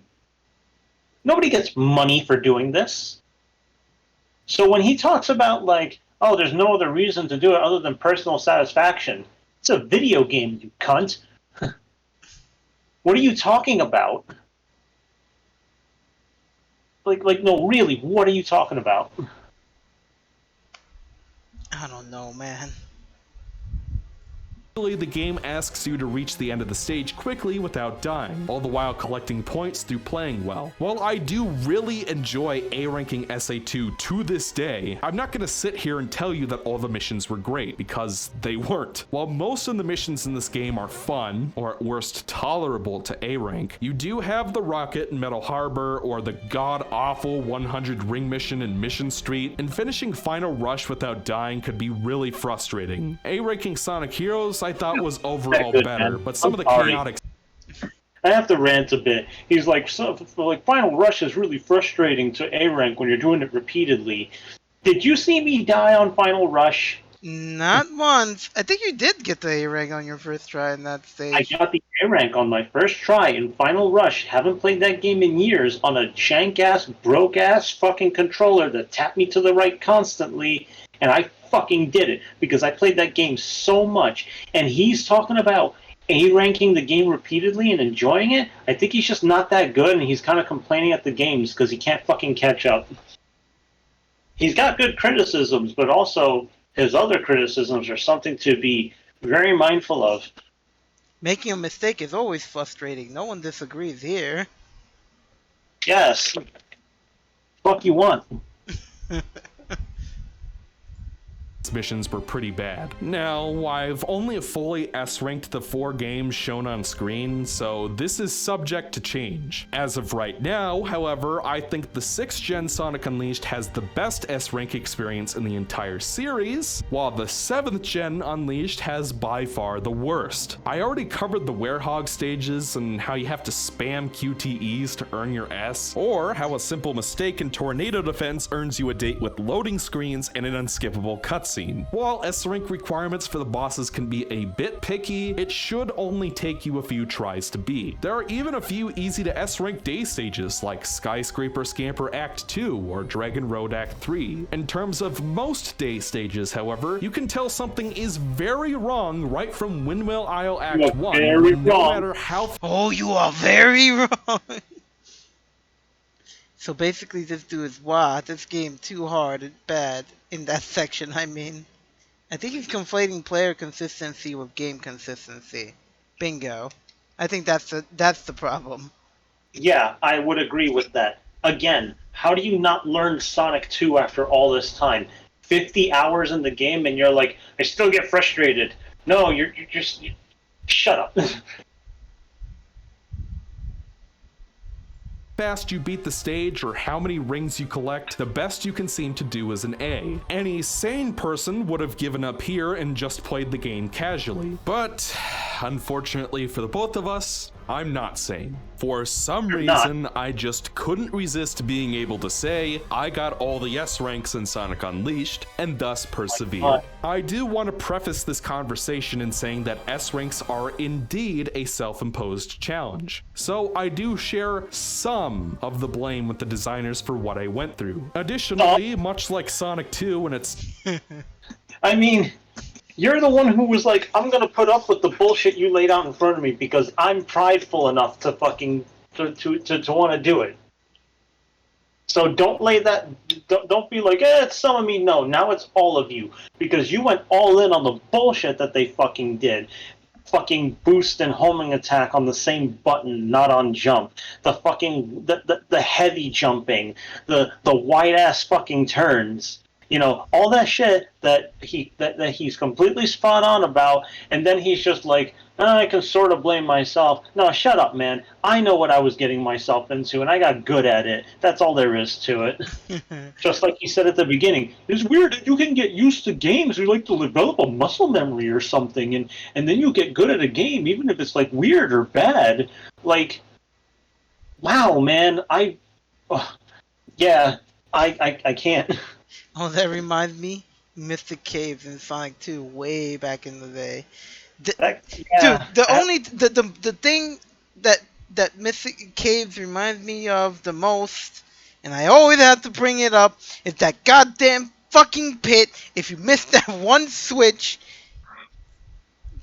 you can't get out. You just have to accept the death. And if you're Supersonic, oh my god, just gotta wait it out. You gotta eat shit. Definitely a memorable imperfection. That makes me scared to be Supersonic in that level. I'm just like, alright, Act 2, Mystic Cave. Unless you're playing the iOS version, the mobile ports. Because then you just get sent to Hidden Palace Zone. That's nice. That's a huge mercy. Terrible special stage system, 7th Gen Unleashed is indeed a vastly more enjoyable experience when played casually. All of this is true. If you're content to just casually play the main campaign and that's good enough for you, that's perfectly legitimate. Nevertheless, I'm a completionist, and once you've flipped that switch in your brain, it's really difficult to make yourself play games casually. More importantly, as a reviewer, I pride myself on a holistic assessment of a game's single-player content, and that means because optional content is fair game. Also, just because something is optional does not excuse it from criticism. If the side content is flawed, I reserve the right to criticize the game and rate it lower because of it. End of story. I also can't stress enough that this is Unleashed's key incentive to master the stages and its biggest source of replayability. If it's so frustrating that the average player gives up on it right away, that's bad. Well, at least the S ranks aren't so easy that you get them in one try, like Generations and Forces. Well, yeah, S ranks should be a challenge because that's the whole point. If I S rank Ghost Town in a casual playthrough, then I don't really feel much incentive to come back and master it because there's nowhere higher to go. Well, except maybe for that optional mission where you have to beat it in 60 seconds. But S rank should also be a fun challenge, and Unleashed demands such rote perfection from the player that it might as well be luck-based. Think of it like a... No. No. It is absolutely not luck-based. I'm sorry. If there is a rank that says you were near perfect and here is the proof to that, then that's why when I fucking get high ranks on things for the first time, I'm just like, really? Like, that's the threshold for the upper echelons of skill for that game? You know, I don't know why he's kind of like near random. No, you're just not doing good enough and you didn't figure out how to do it. It's just what it is. That's just what it is, man. Just let's big do learning curve. easier, harder. Look at that. It's a straight line. I mean, sure, it's a straight line. Everything is consistently easier or harder for the same reasons that it can be described on a fucking 2D plane. Sure. Continuum. If Gens and Forces are on the easy end and Adventure 2 and Heroes are somewhere over here and the We Unleashed is right in the middle, then Unleashed is all the way over here. And no, I'm not joking, folks. But EXO, I got all the S ranks easily on my first try when I was 2. So therefore you're wrong. Get good, scrub. If only I had a nickel for every time I heard that one. Look, if you enjoy getting all the S ranks in this game, more power to you. In fact, I'm friends with someone who's done it 5 times and still considers 360 Unleashed to be one of his fagots. And you know what? He and I can have calm and reasonable conversations about it. I don't take issue with people enjoying this game more than I do. What I don't appreciate is people blaming the player for taking issue with bad design. I'm not criticizing this game for being hard. I'm criticizing it for being designed poorly. Wait but a what's minute, so bad about the 7?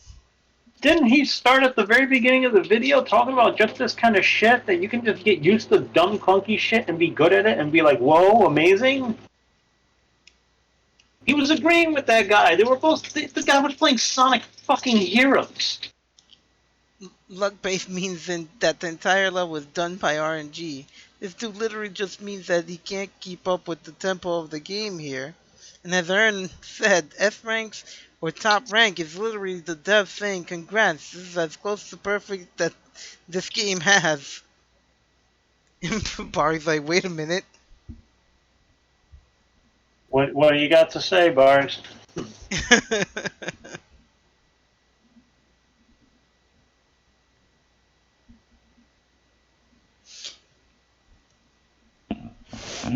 We are waiting for our boy.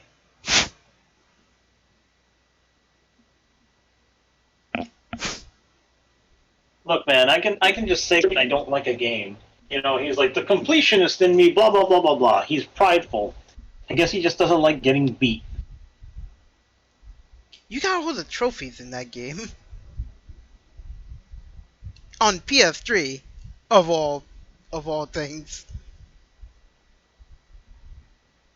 Or at least I remember you getting 100% all the achievements in that game. Who, me? Yes, you. Yes, I did. That was the first game I ever platinumed on PS3, was Sonic Unleashed. It didn't even take me that long. I didn't do it super fast. I had a lot to learn. I had a lot to get used to, but I fucking did it. Arguably speaking, if you are very competent at that game, you should have no problem getting everything from Eggman Land in terms of like, because I think one of the final challenges was straight up just beating it under a certain time.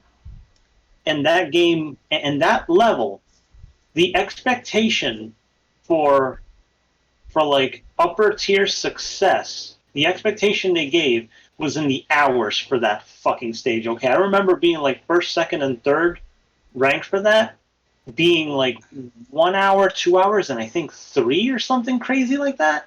It was nuts. And I'm just like, there is no fucking way I am letting myself take 2 hours or more than an hour to beat this. It took me 45 minutes. I did it on my first try because by then everything else had tempered me. So some of those S ranks or big challenges of the game aren't actually that bad because you're already learning everything else about the game. See, the fatal flaw about Eggman Land is that I see how they try to put everything together to make one ultimate challenge, and they did do that, but it takes way too long. Absolutely way too fucking long. And then the werehog sections are just wear you fucking down. Because the platforming sections in that level are very, very iffy. Gen S ranks, you ask. Virtually every S rank in the 7th Gen day stages suffer from two interlocking problems. Problem number one is that while the game does tell you what you're graded on, that being clear time, rings collected, QTE tricks, boosting through checkpoints, and defeating enemies, you're not told how many points you need to make the S. This has been a problem since Adventure 2, but in previous games it was usually pretty clear what you needed to do to improve your score. There were also flashy indicators to let the player know what was worth bonus points and what wasn't. Unleashed, on the other hand, is extremely unclear as to how it weighs these different elements, and the priorities seem to actively change from level to level. I spent 20 minutes tightening up my run of Savannah Citadel to perfection, but no matter how much I shaved off the clear time, I still got a big old goose egg. It wasn't until I went out of my way to collect every ring and defeat every enemy that the game finally relented and gave me the S. Thus, the game was communicating to me that He's an idiot! He's a fucking idiot! How do you A-rank Sonic Adventure 2 repeatedly and then expect the later games that rank you to not expect you to do tricks, beat enemies, grab rings, and do it all fast? That's what I've been conditioned to do. That's how I got the S ranks in that game. Also not dying. Are you on... Have you been paying attention to your childhood?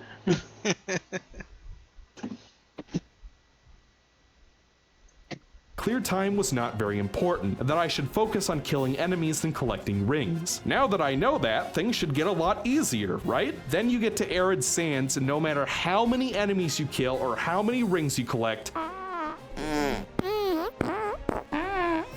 turns out this stage is the complete opposite and only cares about whether you take all the optional shortcuts to reduce clear time, which I wouldn't mind if the optimal paths weren't hidden off screen where the player would never find them without a guide. If and only if you manage to take all of these obscure shortcuts in one perfect run will the game give you the S. The Wii version employs the common sense solution of giving the player score targets to beat, complete with an ideal clear time, so that when the player gets an A, they know what they need to improve on in their next run. On top of that, the levels in the Wii version are expertly designed for speedrunning, as I've mentioned before. I do concede that the Wii S ranks are a bit on the easy side, since it is possible to die and still beat the stage in time, and there were certain shortcuts I missed while still getting the S rank, but you're still not gonna S rank these stages on your first try, and I actually had fun while doing it. Problem 2 is the score requirements themselves. The S rank clear times in this game are exceptionally strict, so you need to be boosting constantly or you'll never make it in time. On top of that, this game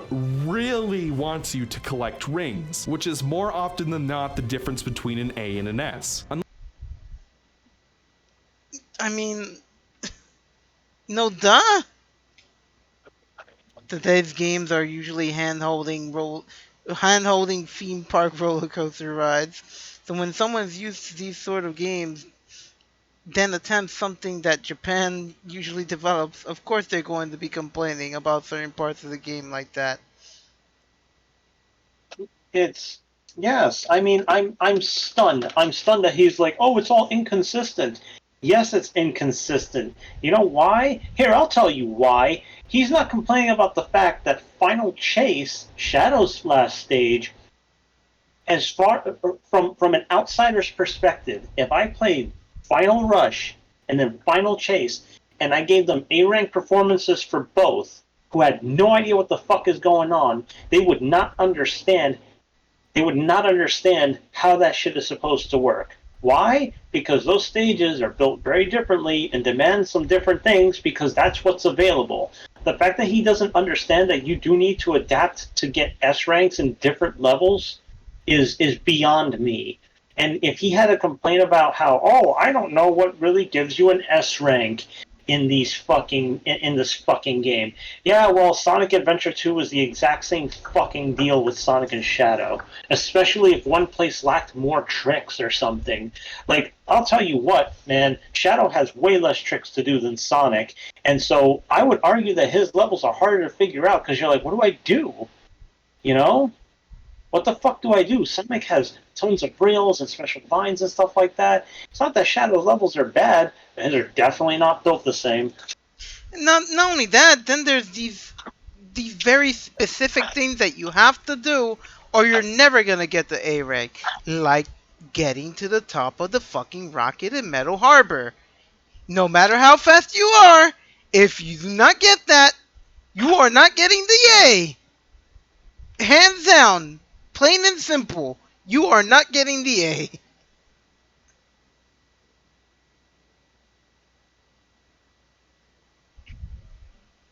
Let's go on. You absolutely need to get the top of the rocket in Metal Harbor to get the A. Yeah, and you know, it's just like Shadow is very straightforward because there is only so much that his level can do, which is fair to me. Do it fast. Try not to fuck up too much because fucking up in general, like I don't know what he wants. He's like, you have to be near perfect. Yes, man, it's the highest rank in the game. If they just give it to me, then I'm just gonna be like, whatever, man.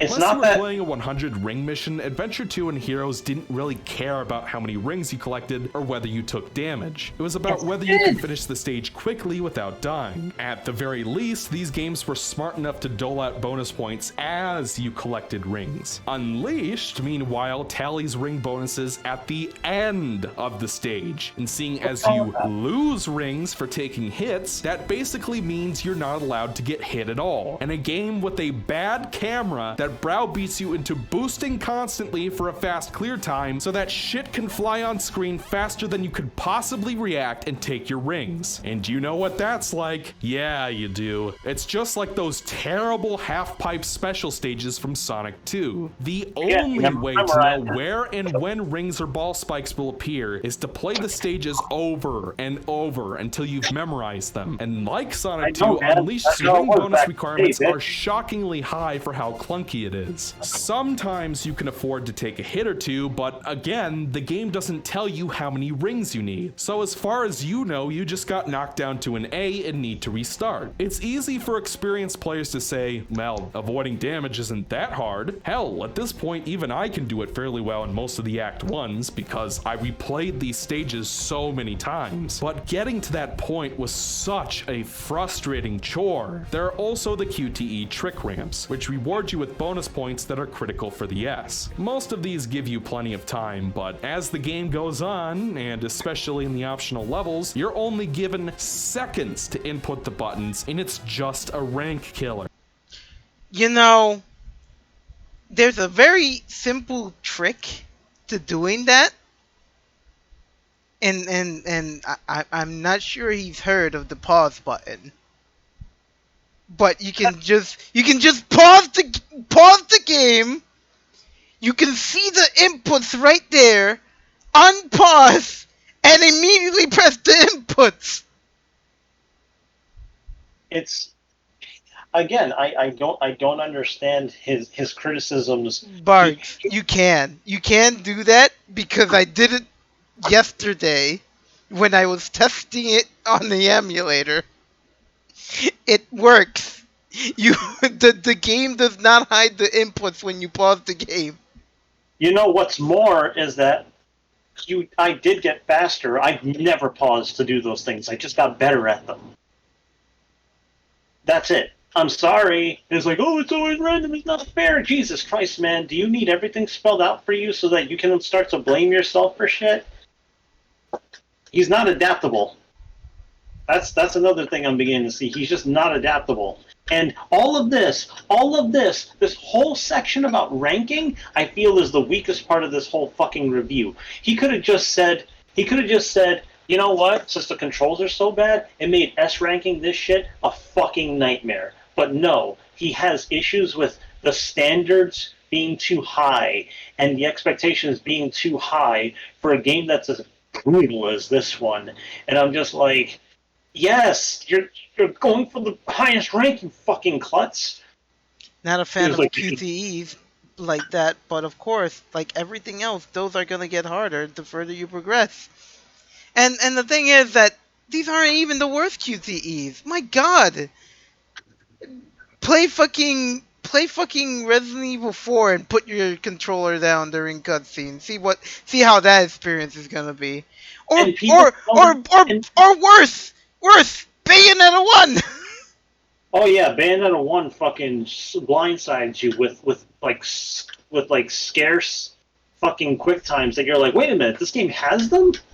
And they're so infrequent that you will forget throughout your entire first playthrough and your second playthrough and sometimes your third. This one kind of conditions you to be like, did I just slow down on a ramp? Ooh, better get ready. Eventually you get used to that shit. And it ties to ranks too in Bayonetta. Yeah, so I don't know, man. Again, this should just boil down to controls made it hard, but instead he has problems with the ranking and it being inconsistent. It's like, they don't tell you how many points you need. Bitch, you know what? I'll propose this argument. If you're given a cap if you're given an expectation to meet, you are going to cheat your way to it as much as you possibly can. You know why? Because I've done it. You know what game I did it in? Sonic Colors. That game lets you fucking cheat for points. Do you know how? Do you remember how you just gain easy, mindless points in Sonic Colors? And I mean lots of points? I do not remember. Do you know that every single time you sidestep in one of those like corridor sections where the lasers are coming at you and shit, you earn like 1,000 points? Not from evading it, just by switching. That's bullshit. What? If you spam it and you know exactly what's coming in the corridor, you just go left, right, left, right, left, right, left, right, left, right, left, right. Or even I think just into like the side, like manically, like you want to just kill yourself. You know, in that shit, you will gain tons and tons and tons of points. I cannot believe that. I gotta see that when you play the game.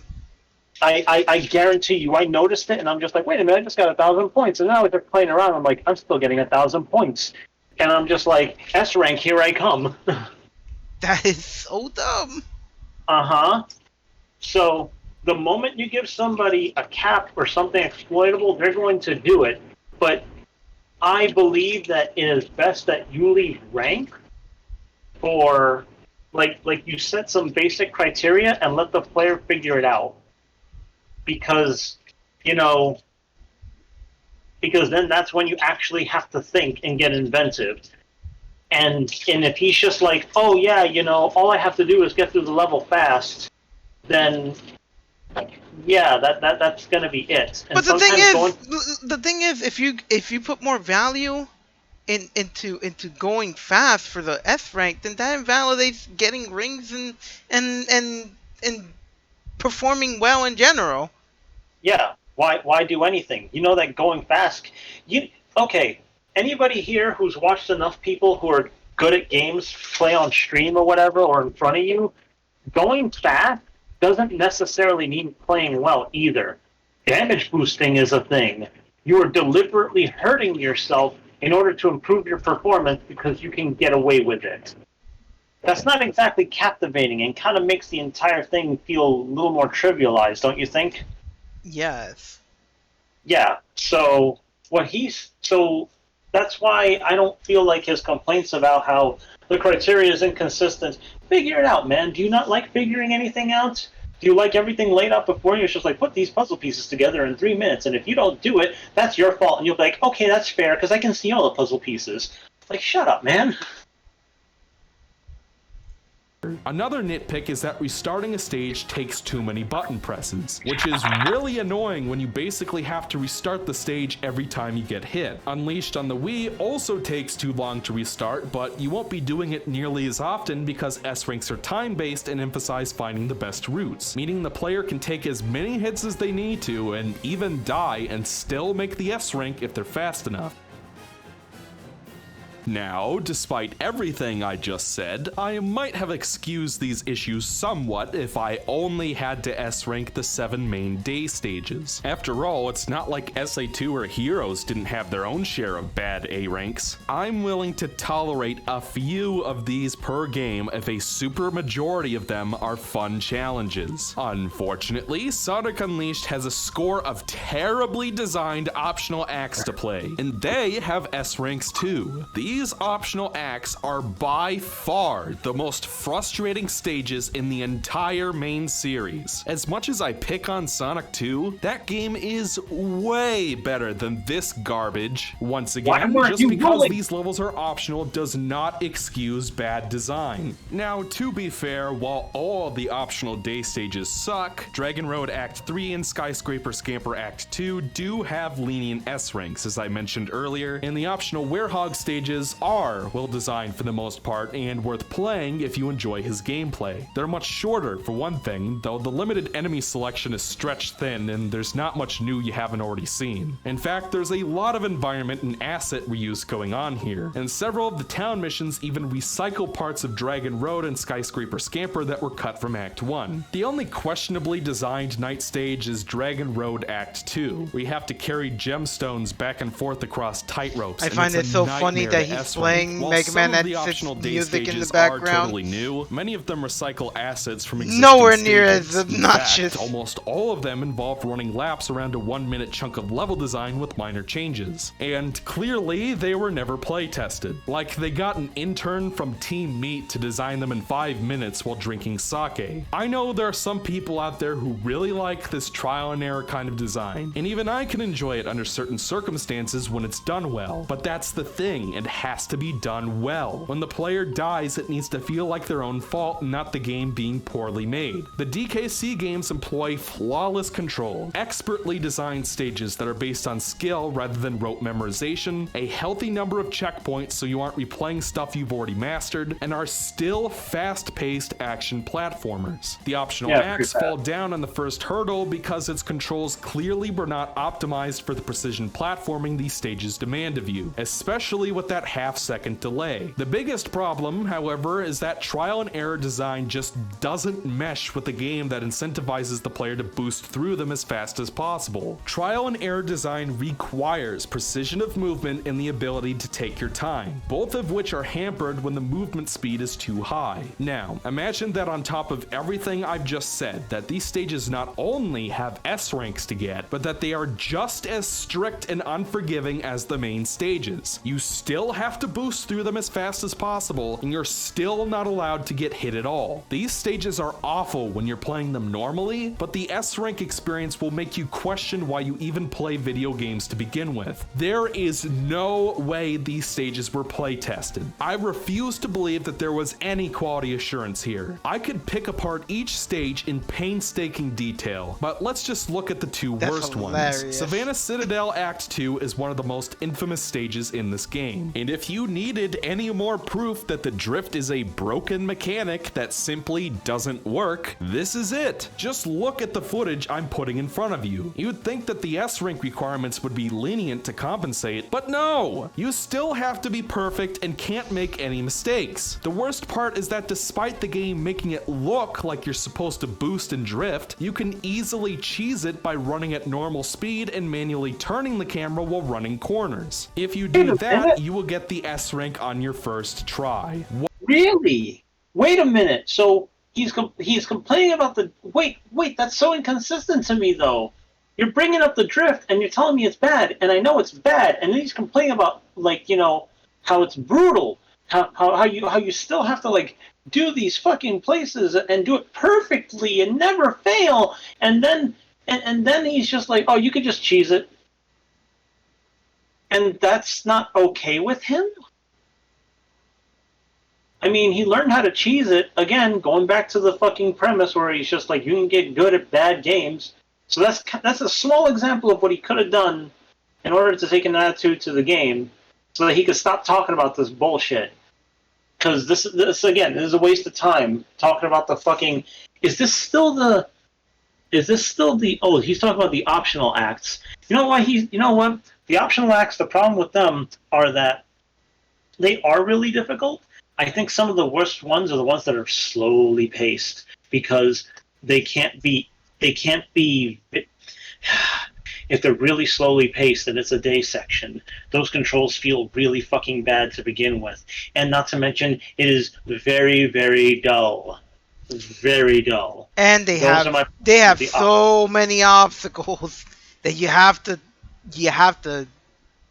just you have to deal with them in a very particular manner.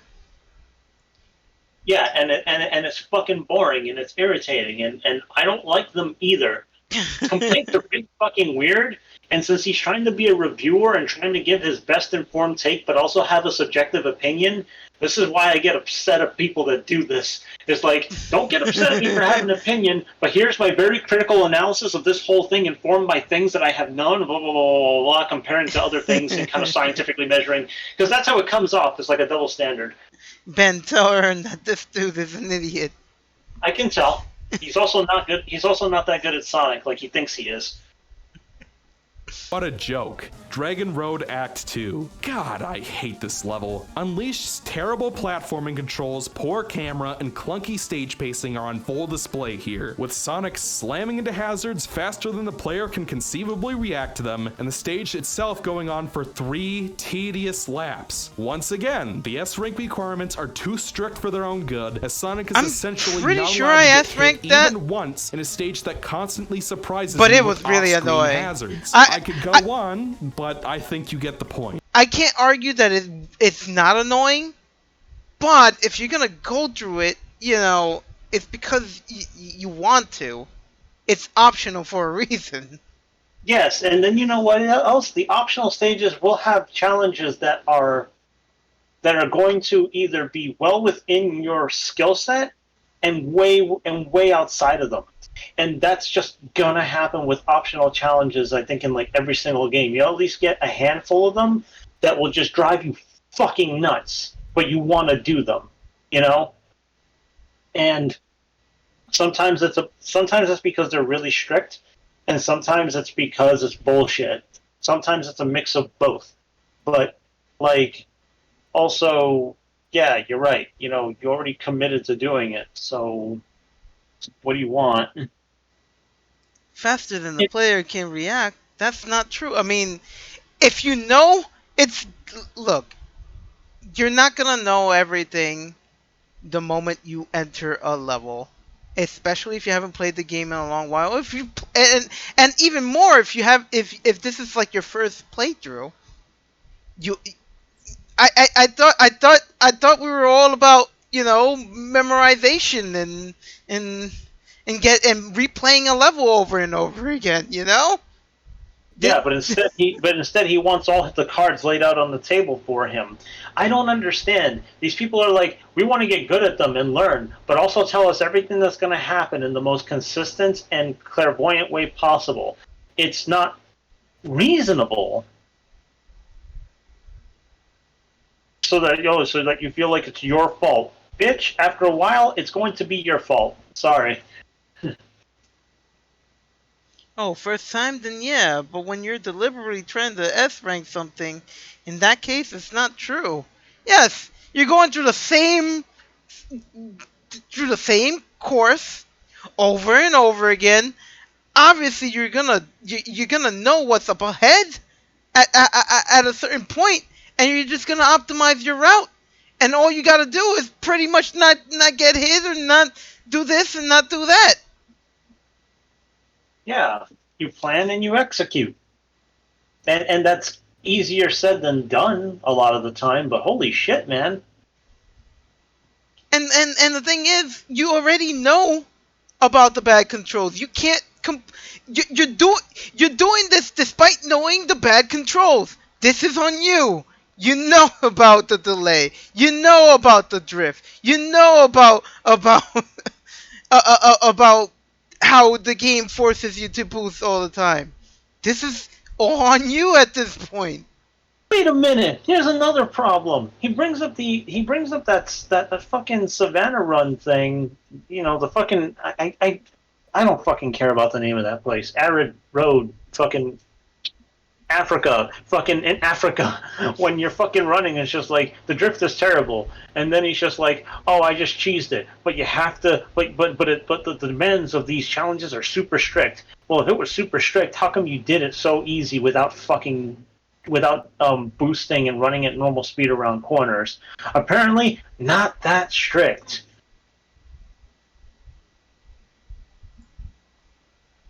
However, we're not done yet. We still gotta S-rank Eggman Land. Oh, but EXO, before you go, you should remember this game has DLC. Oh right, Sonic Unleashed has DLC. While Generations got nothing but a lame pinball table, Unleashed got 7 packs of DLC stages that effectively double this game's stage count. For review's sake, I shelled out the $20 to play them for this video. Does the DLC redeem the mistakes of the on-disc optional acts and provide a worthwhile experience? I remember buying those DLC packs. And I remember you played them too, because you had my account. God. I didn't really get into them. I didn't like them very much. They were. I didn't care enough. Ugh. Experience for your money?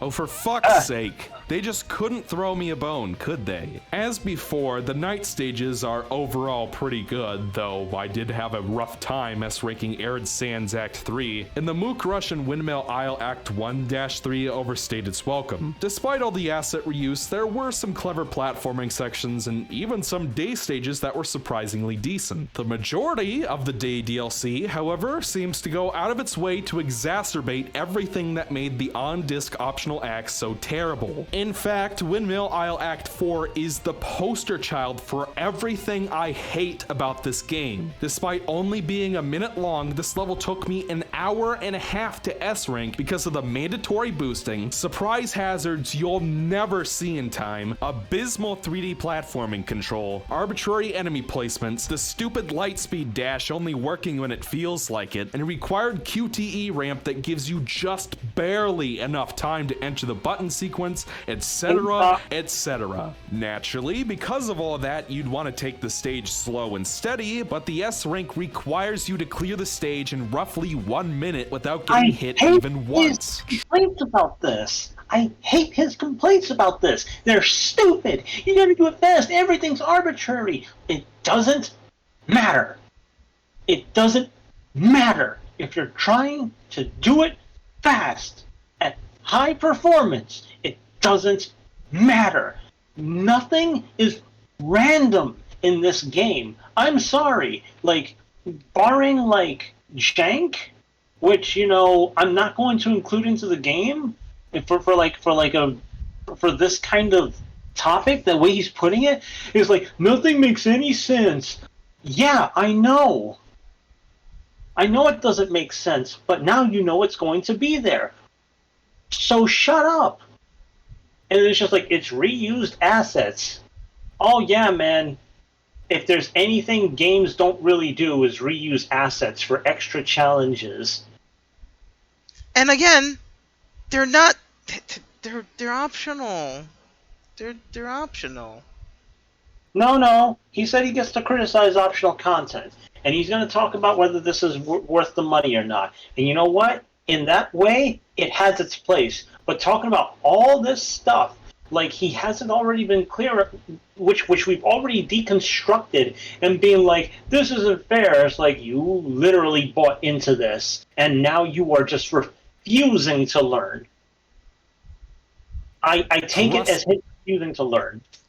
To me when I say that S ranking this and any other day stage looks way easier than it actually is. It's one thing to watch footage on the internet, it's another thing to be sitting in your chair, controller in your sweaty hands, trying to S rank this rubbish. Roughly half of the DLC stages are just more frustrating versions of levels you've already played. How would you like to play Arid Sands Act 1 again? Except with a bunch of fucking spikes and fire everywhere that no goddamn good player will ever see coming in time. In fact, that pretty much describes all the Act 1-2s. It's the same level, except plastered with walls of pace-breaking spikes that make you want to throw the game out the goddamn window. But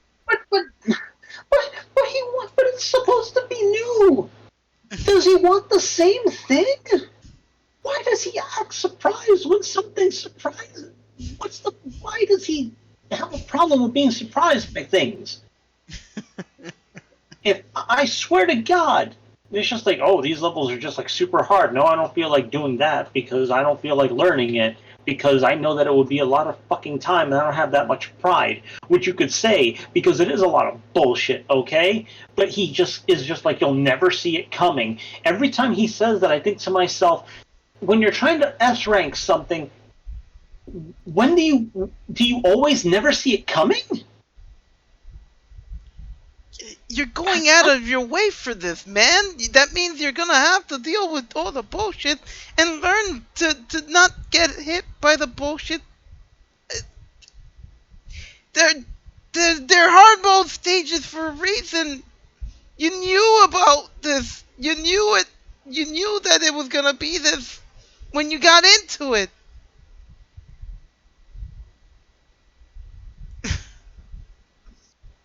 Evidently, the DLC designers weren't content just to ruin the main stages, seeing as they seemed to go out of their way to find the worst optional acts and make them even worse. Remember Savannah Citadel Act 2? Believe me when I say that Cool Edge Act 3 is the real deal. This level is way longer, requires you to run across extremely narrow platforms at full speed, and once again emphasizes the drifting mechanic that doesn't even work.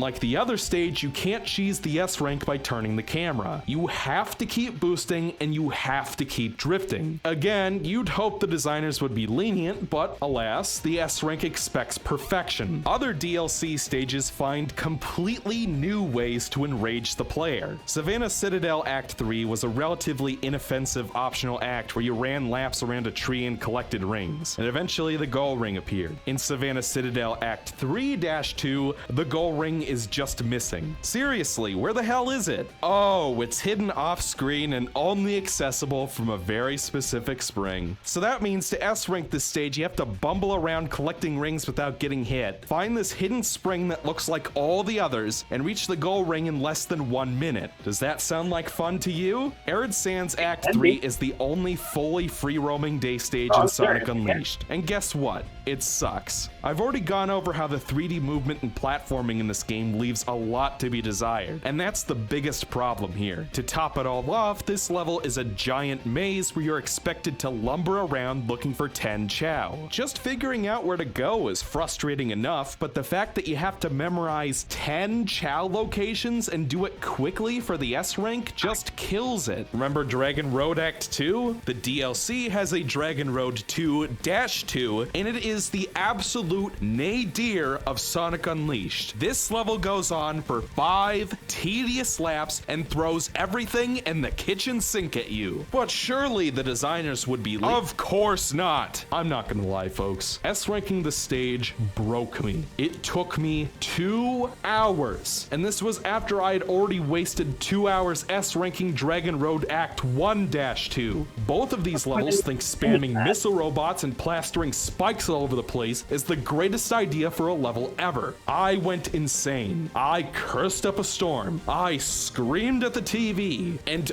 only after 2 hours of utter torture did the game finally cave and give me the S rank. The No, Chun-An the game DLC was so bad that I almost threw in the towel on S ranks altogether, because enough was simply enough. And you might wonder why I had even kept going for so long when I really wasn't enjoying myself. Well, it's like the great James Rolfe once said, because you're angry and you want to win. After everything I had gone through, I didn't want to give the game the satisfaction of my giving up. I had simply put in too much work to turn back now. So, after putting the game down for 24 hours, I moved on to the Empire City DLC. Thankfully, after Chun-An, the quality of the DLC improves with each pack. The Atabat DLC is relatively well made and not a time sink to S rank, and even Act 1-2 is actually easier than the original, almost like an apology for all the frustration you've endured up to this point. So,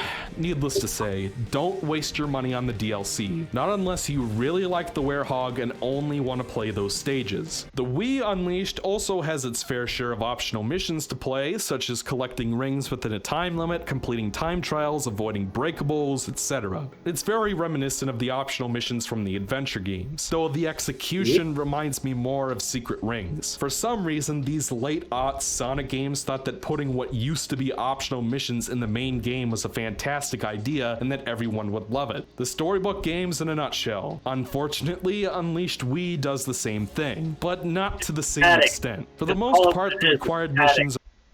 What happened? It's padding. He's talking about padding. They're doing padding because if Sonic games were made the way they used to be, people would be beating them in 3 hours on their first day.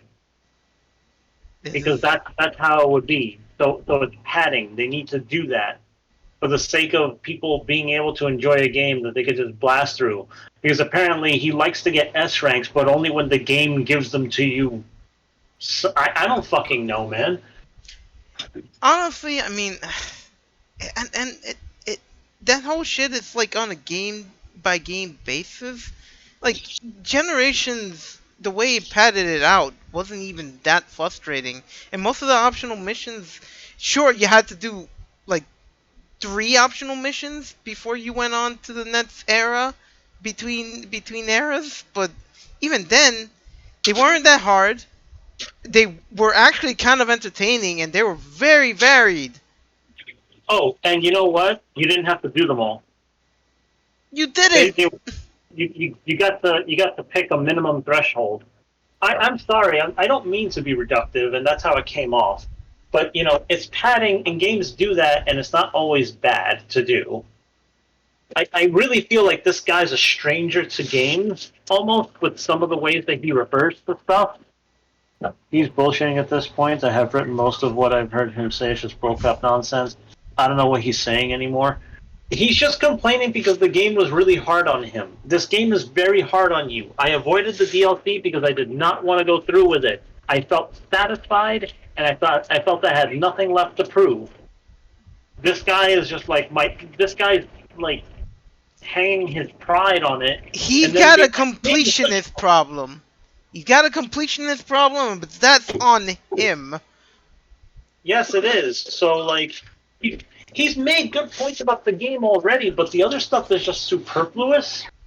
And, again, I don't know if he wants me to take this as just his opinion or him trying to be a reviewer that covers all points possible to give a proper perspective.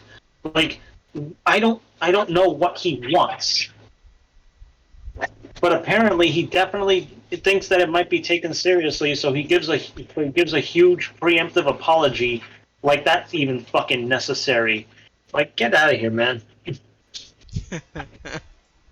They're fairly straightforward and don't waste the player's time. While most of the optional missions recycle existing stage geometry, a handful like the Spagonia time trial, the Chun-An time trial, and the Shamar ring mission actually have brand new stages to play, which suggests to me that they were originally going to be 3 or 5 acts per country like the night half, but they ran out of time and repurposed them for optional missions. Speaking of which, there's no Savannah Citadel or Skyscraper Scamper in this game, which I always forget about. Personally, I don't have a problem with that and feel like this game has plenty of content as is. While I would have preferred just having optional stages without missions, for the most part I really enjoyed them regardless. Unlike the garbage optional acts from the 7th gen games, these stages are actually well designed and fun to play, and don't demand more of the player than what is reasonable with the controls or camera. Moreover, these missions aren't ranked, so they actually play a lot more like the 7th gen town missions. I would have been fine with ranks in these stages honestly, but it also meant that I could enjoy the missions more for what they were, so yeah. Alright, with that out of the way, it's time to talk about Eggman Land. You have to understand folks, as someone who played Sonic Adventure so many times as a kid, the idea of a playable Robotnik land was an exciting proposition. Little could I imagine that this would be the worst final stage in a main series Sonic game, and for once I seem to be with the majority. You've all heard this before, so I'll keep this brief. This level is just way too long and has too many bullshit death traps. It's so bad that this is where I gave up on Unleashed in my first playthrough in 2008. I know it's the final level and that it's supposed to be hard, but what reason was there to cram what is essentially 2 levels into one 30-minute endurance test? Why couldn't Sonic Team have split this up into a day and night stage? Or God forbid, several shorter stages? Even in this 2-hour-long review, I split it into 2 halves and gave you timestamps so you could come back to it later. What's Sonic Team's excuse? So they could have hot dog missions? Those things 1% of the audience played? In fact, the Wii version does split this stage into 6 acts. And while 5 night stages was excessive, I had a lot more fun playing Eggman Land on the Wii than I've ever had in the 7th gen version. The idea of switching between Sonic and the Werehog in the same level is a fascinating one, and again, the Wii Gaia Gates actually put that idea to good use in small confined puzzle rooms. The problem is that Sonic and Werehog level design are so diametrically opposed that in a longer stage it works about as well as a beef chocolate sandwich. Especially from an S-rank standpoint, it's really frustrating to slowly inch across pipes and meticulously nail QTE finishers for points, only to die from some dumb bullshit the moment you switch to Sonic. Yes, Canon's Core had you switch between 5 characters in one stage, but their score was tallied individually and then added up at the end, so if you died as Knuckles, your points from the previous characters didn't erase. Apparently, it is possible to S-rank Eggman Land from the last checkpoint, but the best I could ever do from here was an A. I always consistently died after that last checkpoint and reset my score to 0. I spent 4 hours trying to beat the stage without dying for S-rank's sake, or at least trying to survive from before the last checkpoint, and it was pure misery.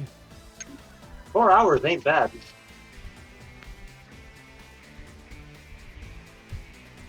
It took Not for me nothing, it's not. 4 hours to get that. 4 hours is not bad. Hours. I think it took me longer. Next up is a final fight with the Egg Dragoon, which is surprisingly the easiest boss in both games. All you do is punch him in the chest a few times, do a QTE to finish him off, and that's just all she wrote. After this, Sonic has to fight a big dumb monster, because we did that in all the other games, and it is bar none the worst final boss in any Sonic game I've ever played. The time meter is up there, don't get me wrong, and I may not have liked the Death Egg robot the first time I played it, but at least that was quick when you know what you're doing. The problem with Dark Gaia is that it's just so boring and goes on for at least 10 agonizing minutes. Starting with the Gaia Colossus, the design is cool, but the actual gameplay is soul-crushingly dull. How would you like to lethargically charge at Dark Gaia for 3 straight minutes while barely being able to move out of the way of obstacles? You can punch the meteors, but the punch is so delayed that it's luck if you time them correctly. Once you do reach Dark Gaia, all you do is a bunch of boring, slow QTEs. How exciting. Each time you finish a Colossus section, you'll switch to Sonic, and need to race to the end within a very strict time limit. Much like 06's End of the World, the game keeps throwing pace-breaking hazards at you from off-screen before. Okay, I actually kind of like that sort of idea. I haven't seen it done well yet. The idea that you have to switch from, like, one pace to another, like, just it was like, okay, cool, now that this is happening, you switch to Sonic and do like a quick thing and it's just time it. And I kind of like that kind of pressure. Makes it feel like really important.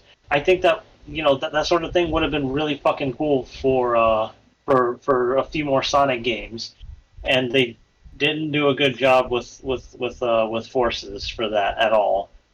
Well, actually, no, it wasn't that bad in Forces. It was just meh. It's very meh. Yeah, so it's still pretty bad, just not fucking frustrating like this one, because it did feel like shit.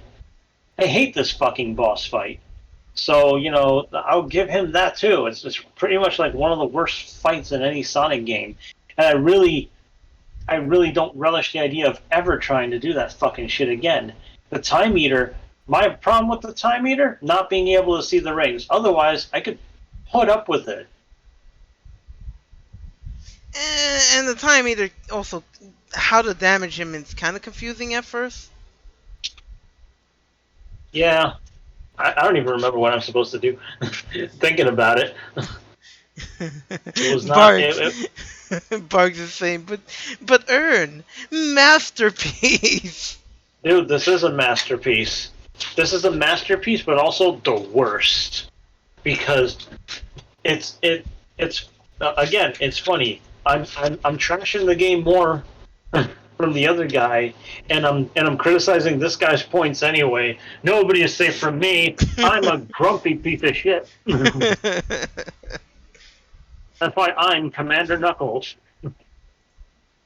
You have time to react, making it likely you'll run out of time. After 7 minutes of boring frustration, Sonic finishes off Dark Gaia's third eye. Instead of the boss dying, it moves on to a second phase because Sonic Adventure did that. Dark Gaia becomes even more hideous and out of place in a Sonic game, and Sonic goes supersonic, which he really should have just done to begin with. The final phase begins and is reminiscent of Doomsday Zone from Sonic 3 Knuckles. When you reach Dark Gaia, all you really do is wander around and kill snakes. And you have to be quick or Dark Gaia will destroy the Colossus before you can back him up. After that, the game throttles you with a flurry of QuickTime events, including a part where you have to press X or square 60 times. After all that, Dark Gaia finally dies, and you receive a wait, no ranks? Sweet. Oh, you've got to be joking. Get this, you have to replay the boss, which nobody will ever do, in order to receive a rank. Even then, surely the S rank. Do you even have to ask? This S rank is just as cruel and unusual as all the others. The Sonic sections are easy to memorize and clear without dying, but the only real way to avoid the meteors in the Colossus sections is to write down the order they appear on a piece of paper. And if you die, then 6 tedious minutes of gameplay just went down the drain. And again, there's no restart option. You have to leave the stage and come back. Why? You'd think that just beating the boss without dying would be enough, but no. Once again, you need to collect a whole bunch of rings. But that's not enough either. The game also expects you to punch as many meteors as possible, even though there's no indication whatsoever that this adds to your score. It only took me an hour, but finally the game relented and gave me the S rank. Like everything else in this game, Dark Gaia seems easy and not that bad if you're practiced, to the point I actually finished my PS3 run of this boss in my first try without dying, but your first playthrough is an absolute nightmare. The Wii version of Dark Gaia is still one of the worst final bosses in the series, but it is still much better than the 360 PS3 version. Instead of a boring slog where you dodge meteors. What happened? I like when he's like, it's much better, game over. The Colossus segment is a punch-out Wii-esque boxing match where you dodge attacks and strike when his guard is down. It's actually a lot of fun, and I wouldn't have minded if the entire boss was like this. The same Sonic level design from the 7th gen version returns here with minor changes, the biggest being that there's no time limit and you don't go back to more Colossus in between. The second half with Super Sonic is unfortunately a big pain in the butt if you don't know what to do, and you aren't really given enough time to figure it out before you run out of rings and die. That's why I highly recommend upgrading your lives counter in the Gaia Gate before taking him on. I didn't know about these upgrades and got a whole bunch of game overs on this half of the boss, so the game really should have mentioned that that was an option. Once you figure out how to fight him, this boss isn't too bad, and unlike the other version, not only is the S rank somewhat lenient, but you're actually given a rank on your first go around. Alright, so after sinking 40 hours into the 7th Gen S ranks and suffering my way through the optional acts and terrible DLC stages, I finally got all the S ranks in the game. The previous games gave you a Metal Sonic skin, Green Hill Zone, and a super hard mode for collecting all the emblems and A ranks. None of these rewards were super amazing, but it was something to prove to your friends that you really put in all the work to unlock them. Even Sonic 06 gave you achievements for getting all the S ranks. So what do you unlock in the 7th Gen Sonic Unleashed? Nothing. Nothing at all. A second. Not even joking. Hold on a second. He said that you get achievements for Sonic 06 and that it was something. What do you mean you get nothing for doing this? I got my platinum trophy. What are you talking about, you double standard motherfucker? What the fuck are you talking about? What do you mean nothing? Why even bring up Sonic Heroes? Look, if you go into 2-player mode, you can see I got the skins. Nobody fucking cares. Sonic Heroes is a shit game to A rank, which I did, so I know personally. And I would tell anybody who doesn't care enough to avoid doing it. And you're going to give that game credit for a reward as proof? And then say that a game with achievements on PS3 and Xbox 360 gives you nothing while you're giving Sonic 2006 that kind of credit? No. This is a fucking lie. And I don't want to hear anything about fucking the fucking Wii version, because you know how you prove it? You just show people it. And if your friends don't believe you, get new friends or stop lying so much. It's like saying 100%ing Mario Sunshine is more worth it because you get a postcard. Ooh, yeah, I guess so, man. People be Hey, like, look, look, 120 stars in Mario 64 gives you a special animation triple jump. You get to see Yoshi in 3D for the first time ever. Cool. Oh, and the penguin in the slide gets fat. Cool. We're going to be talking about achievements. We're going to be talking about achievements.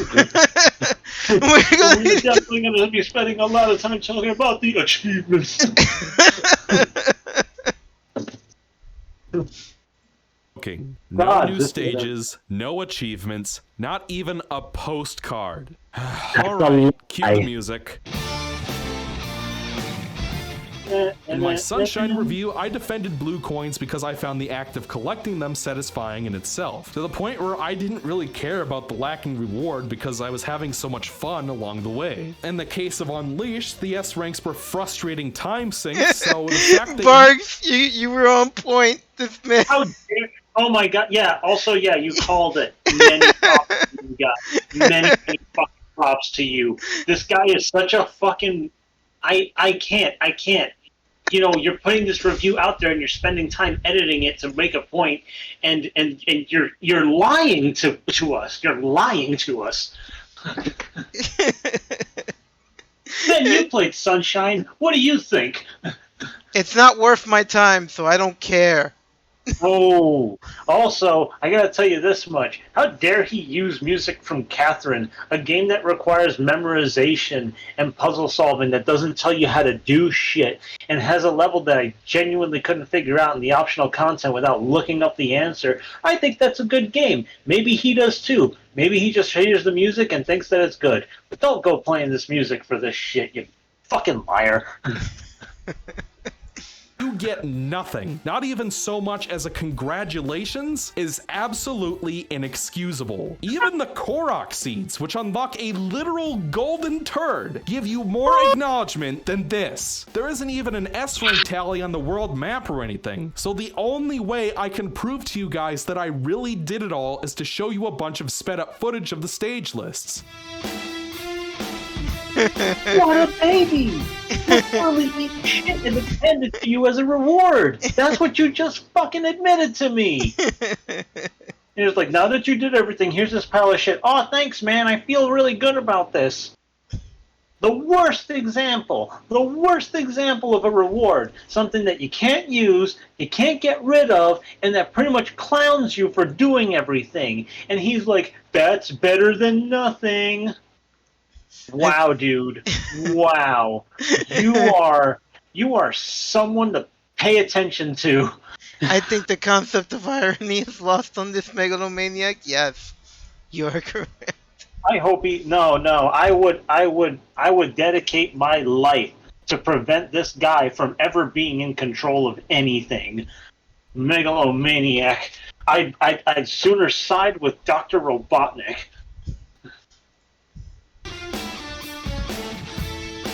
Look The at this, Wii it's so version, hard. meanwhile, was not only a lot more fun to S-rank, but doing so rewards you with medals you can use to open optional areas of the Gaia Gate, where you can upgrade your lives counter for the tougher later stages, as well as other collectibles and optional missions. Your reward for collecting all the medals and all the art books and stuff is the game's final mission. The game doesn't really tell you that the art books are mandatory to unlock missions, which admittedly annoyed me. The game also has a convenient status screen to see what S-ranks you're missing, as well as in-game hints as to where missing collectibles might be. I love had his fun excuses. 100%ing this game, and I'd do it again. Whereas the S-rank experience in the 7th gen version made me want to stop playing video games forever. Save What a bit. yourselves the frustration. Just play this game casually and skip all the optional day levels. A lot What a of bit. people will say that What a bitch. No, just what a bitch. What a bitch. What a bitch. He doesn't have to what I like should the have done.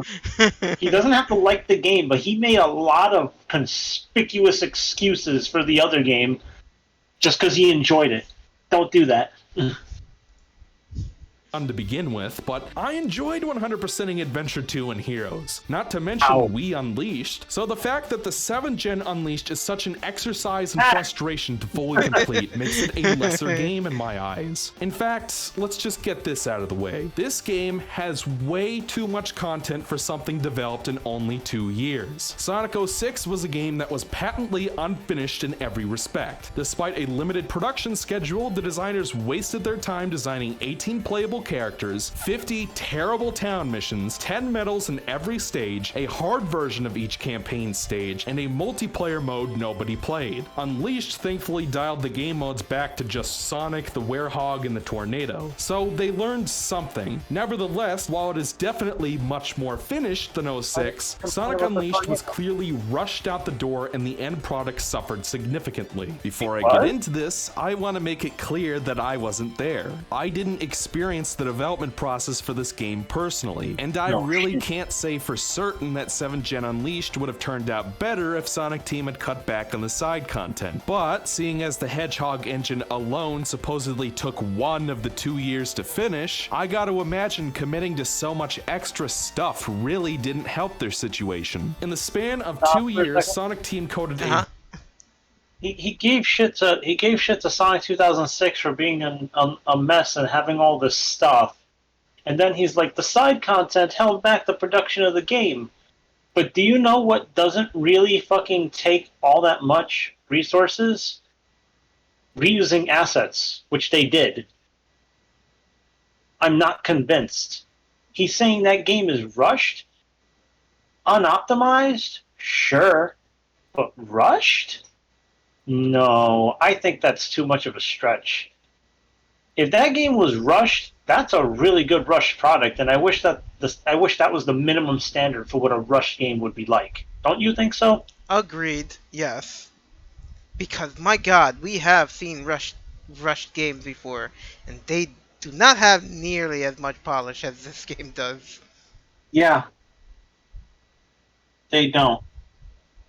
Let's finish this shit. The worst thing you can say about Sonic Unleashed is the fact that the engine just it got better with the next game, but here, that frame rate, man. Yeah, man, it's not rushed. He just really hates the game. I don't really like it. I have so much to complain about it too, but call it for what it is. Fucking come on, man. brand new engine from scratch, modeled, textured, and rigged a bunch of models and environments, and designed and play-tested 3 new game modes. Moreover, the designers placed 400 medals, 71 art books, 62 records, 59 videotapes, and 45 souvenirs across the game's 44 playable acts, 8 hubs, and 44 town missions, and also designed and play-tested 141 hot dog missions. That's right, I've barely even mentioned Don Fascio. These are like the Wii missions in that they're unranked challenges where you collect rings, race to the end and defeat enemies as Sonic, or race to the end or beat the stage without healing items as the Werehog. I don't have a problem with the mission What happened? Didn't he say that they didn't playtest the optional missions? Yes. So don't be like it's hard to believe. And then he's like, they had to playtest all the missions. I'm like, you can't express both of those things. Even if it's your opinion, that's like cognitive dissonance right there. Yeah. See, even Bargs is like, Unleashed is rushed. No, this is not a rushed game. It's just not. It just has problems. It's not properly optimized, and the gameplay has problems. Good night, It is not Brandon. rushed. I'm pooped. Need sleep. All right, man. Later. All right. Good night, Commander Knuckles. Bids you good night. Holy shit, man! This guy. This is a pretty shitty video with some good points to find in it. You know, kind of like Sonic Unleashed.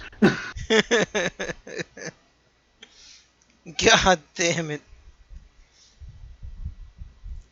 concepts, but what I don't understand is why there had to be 3 difficulties for each mission. Instead of just having the hardest mission or using the difficulty as thresholds for a ranking system, Unleashed forces you to replay the exact same missions 3 times each. That means that assuming you S-rank every stage on your first try, you're looking at a minimum of 10 playthroughs of every day stage and 7 playthroughs of every night stage to 100% this game. I mean, seriously, Sonic Team, do you think that was enough? The missions also reset if you die, which is fine for most levels, but a real pisser for Eggman Land. As repetitive as some of the optional missions in the previous games could be, each one of them had a different goal. The game didn't make you play the 100 ring missions 3 times. More importantly, the mission ended once you fulfilled the objective and didn't waste your time making you reach the goal ring afterwards. I got all 400 medals and all 77 S ranks, but the idea of playing the same exact missions over and over and over again is where I draw the line personally. No amount of bragging rights is worth that. But EXO, if you hate the optional content so much, just don't play it. Well, you're right, but remember what I said. Once you become a completionist, it rewires your brain and makes it difficult to just play casually. I can't help myself. More importantly, Sonic Team had to spend development time putting these things in the game. And when you have to keep track of so many little details in a strict 2-year development cycle, things will naturally slip through the cracks. How can you take the time to polish the controls or improve the performance when you've committed to programming 637 collectibles? The worst part is that you could take out the hot dog missions, or the medals, or the town missions, or even the optional acts, and nobody would have said, "Yeah, this game is great, but I really wish there was an optional mission I could play where I ran around and collected oranges." Oranges. 0 out of 10. The fact that people are so surprised I bothered with S ranks or the optional acts shows that nobody wanted to play these things. So why spend precious development time playtesting them? Well, evidently they didn't even have time to do that. Then, when the developers had finally released the game, instead of taking time to look at issues people were having and patching the resolution or the frame rate or the controls, instead they designed 43 DLC stages, half of which just recycle existing levels, and made no attempt to improve upon what needed to be fixed. Say what you will about Lost World having to patch extra lives upon 100 rings into the game, but that's more than the Unleashed devs ever did. Okay, but I digress. This guy assumes that these people are free to just look at player feedback and just do what they need to in order to address that player feedback. as if the engine isn't a problem, as if there's a bunch of other things that they would have to compensate for and bug test if they were to fuck with things, as if nothing could possibly break if they were to just like tweak it, like it's fucking easy, like higher ups don't have them working on the next project. Like these people have the free fucking time, or that bosses are letting them fucking do these things. Nothing gets fucking fine-tuned like this. So Heck, like who knows? Who knows if that DLC was already pre-planned and it was already being worked on by the time the game's launch was already, by the time the game was released anyway. Yeah, he doesn't know these things, and he's just kind of talking out of his fucking face. It's like, well, this is like more than like on Lost World did more than this game ever did. He really doesn't fucking understand. And frankly, when there are big changes made to games, I'm impressed because I don't expect these things to happen. I'll give you one example, okay? Bayonetta. The first Bayonetta on PS3. I did not notice all those shitty loading times. I just kind of accepted it. And then there was this huge patch. And the huge patch, made most of that either go away or greatly fucking cut the annoying load times and shit. And I was like, damn, that's amazing that they did that. But holy shit, that's not a fucking standard. I'm amazed that they got away with being able to do that for a fucking console release and that they didn't just let it be the inferior copy. I guess the higher-ups cared about the image that the game would have.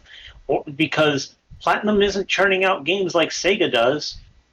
Platinum was doing shit under Sega. And I'm kind of like, man, it's amazing they didn't just have them making a licensed title at the time.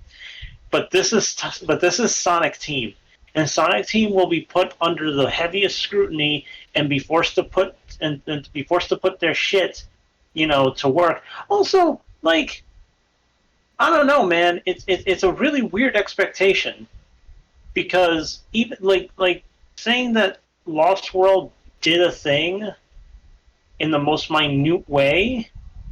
He gives weird credit to other things just because it's something. But now I'm beginning to see that. He will accept shit because it's something. Okay, later. Rest well. Good night, Levi. Well, actually, not night. It's his day is starting, but I'll see you later. Jesus. What? Man, all that bullshit just makes me think of what happened with Sonic Extreme. In that What Happened episode. Which bullshit? He's just like he doesn't know what the behind the scenes development process behind this game. No, he doesn't. And then he talks like, oh, they could have done it. Yeah, sure you don't. Part 2 of 2.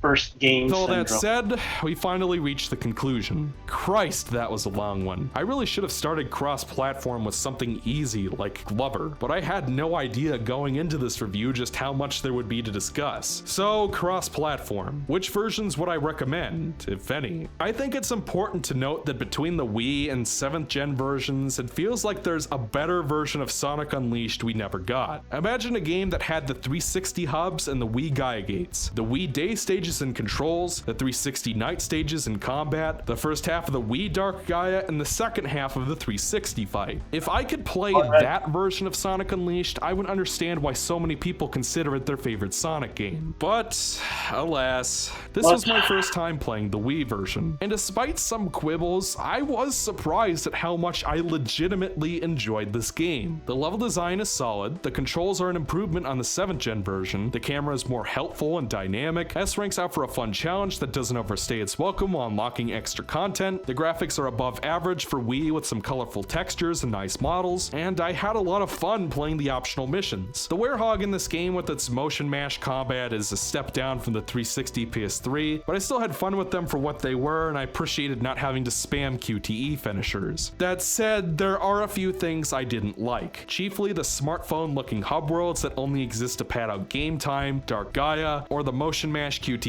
that only exist because Wii. Moreover, the lack of Missouri and Empire City stages is puzzling. Additionally, the PS2 version has shockingly bad graphics for 2008, performance drops, dithering, and frequent load times. Despite all of that, I still had a lot of fun playing it, which speaks to the strength of the underlying game design. It's like they always say, better graphics don't always make a better game. I still would overwhelmingly recommend the Wii version with the classic controller over the PS2 version, but yeah, I can understand why someone who really liked the 7th gen hub worlds or the breakneck pace of those day stages might not enjoy this game as much. But to me personally, the Wii version of Sonic Unleashed is simply better designed and more fun to 100%. And so, I nominate it for cross-platform MVP. Despite all my bitching, I don't hate the 360 PS3 version on the whole. I'm just thoroughly split on it. While the werehog stages have no business being in a Sonic game, they nevertheless offer legitimately fun and well-designed spectacle fighter gameplay. The combos are great, the stages themselves are fun to speedrun, and even the bosses are pretty solid. The graphics technically are behind the times in terms of resolution and frame rate, and the models and environments are kind of 50-50 between impressive and dated. Still, the game makes up for this somewhat with solid art direction that sells the feeling of a world adventure with a cartoony aesthetic. The production value and the storytelling is a huge step forward for the series, and I was surprised at how much I enjoyed the hub worlds once I went out of my way to interact with the characters. Despite all of these things, however, the 360 PS3 version was clearly rushed out the door and the end product suffered for it. The handling is slippery in 3D and the platforming is awkward and delayed, the camera is zoomed in so close that you can't see what's coming in time, and the level design doesn't work well around these limitations. While the main acts are relatively harmless on a casual playthrough and can even be fun when you've memorized them, the optional acts and DLC stages are so bad that I never want to play them again as long as I live. Moreover, the S ranks are so cruel and unforgiving that there's no way that they were play tested. On top of that, Sonic Team wasted precious development time designing things nobody was asking for, like town missions, hot dog missions, sun and moon medals, and 237 other collectibles. While it's true that the casual experience of Unleashed is much better than the completionist one, Eggman Land is still a horrendous final stage that goes on way too long, while Dark Gaia is a boring, frustrating slog that just made me want to shut the game off. Unleashed's ending is so draining and leaves such a terrible lasting impression that these things alone make this one of my least favorite main series Sonic games, even barring the S ranks or the DLC. Like I said, I don't have a problem with other people liking this game more than I do. I'm just arguing that there are plenty of legitimate reasons to dislike this game, just as there are for Sonic 2 or Sonic Heroes or even Sonic Adventure 2 for as much as I love that game. All of these games have their problems, but in my opinion, Sonic Unleashed is the messiest of them all. Despite all my criticisms, I do think both the 360 and PS3 versions are worth checking out if you've never played them before. It's entirely possible that you could play them and enjoy them more than me. And like I said, there are plenty of things to like about this game. No, the Razzie goes to the mobile version for being so bad that it barely even counts as a game. And while the PS2 version is still a competent game underneath the graphics and load times, the Wii version is so much better in every way that it doesn't matter. So yeah, check those games out if you haven't already and form your own opinions. Anyways, that was Sonic Unleashed, and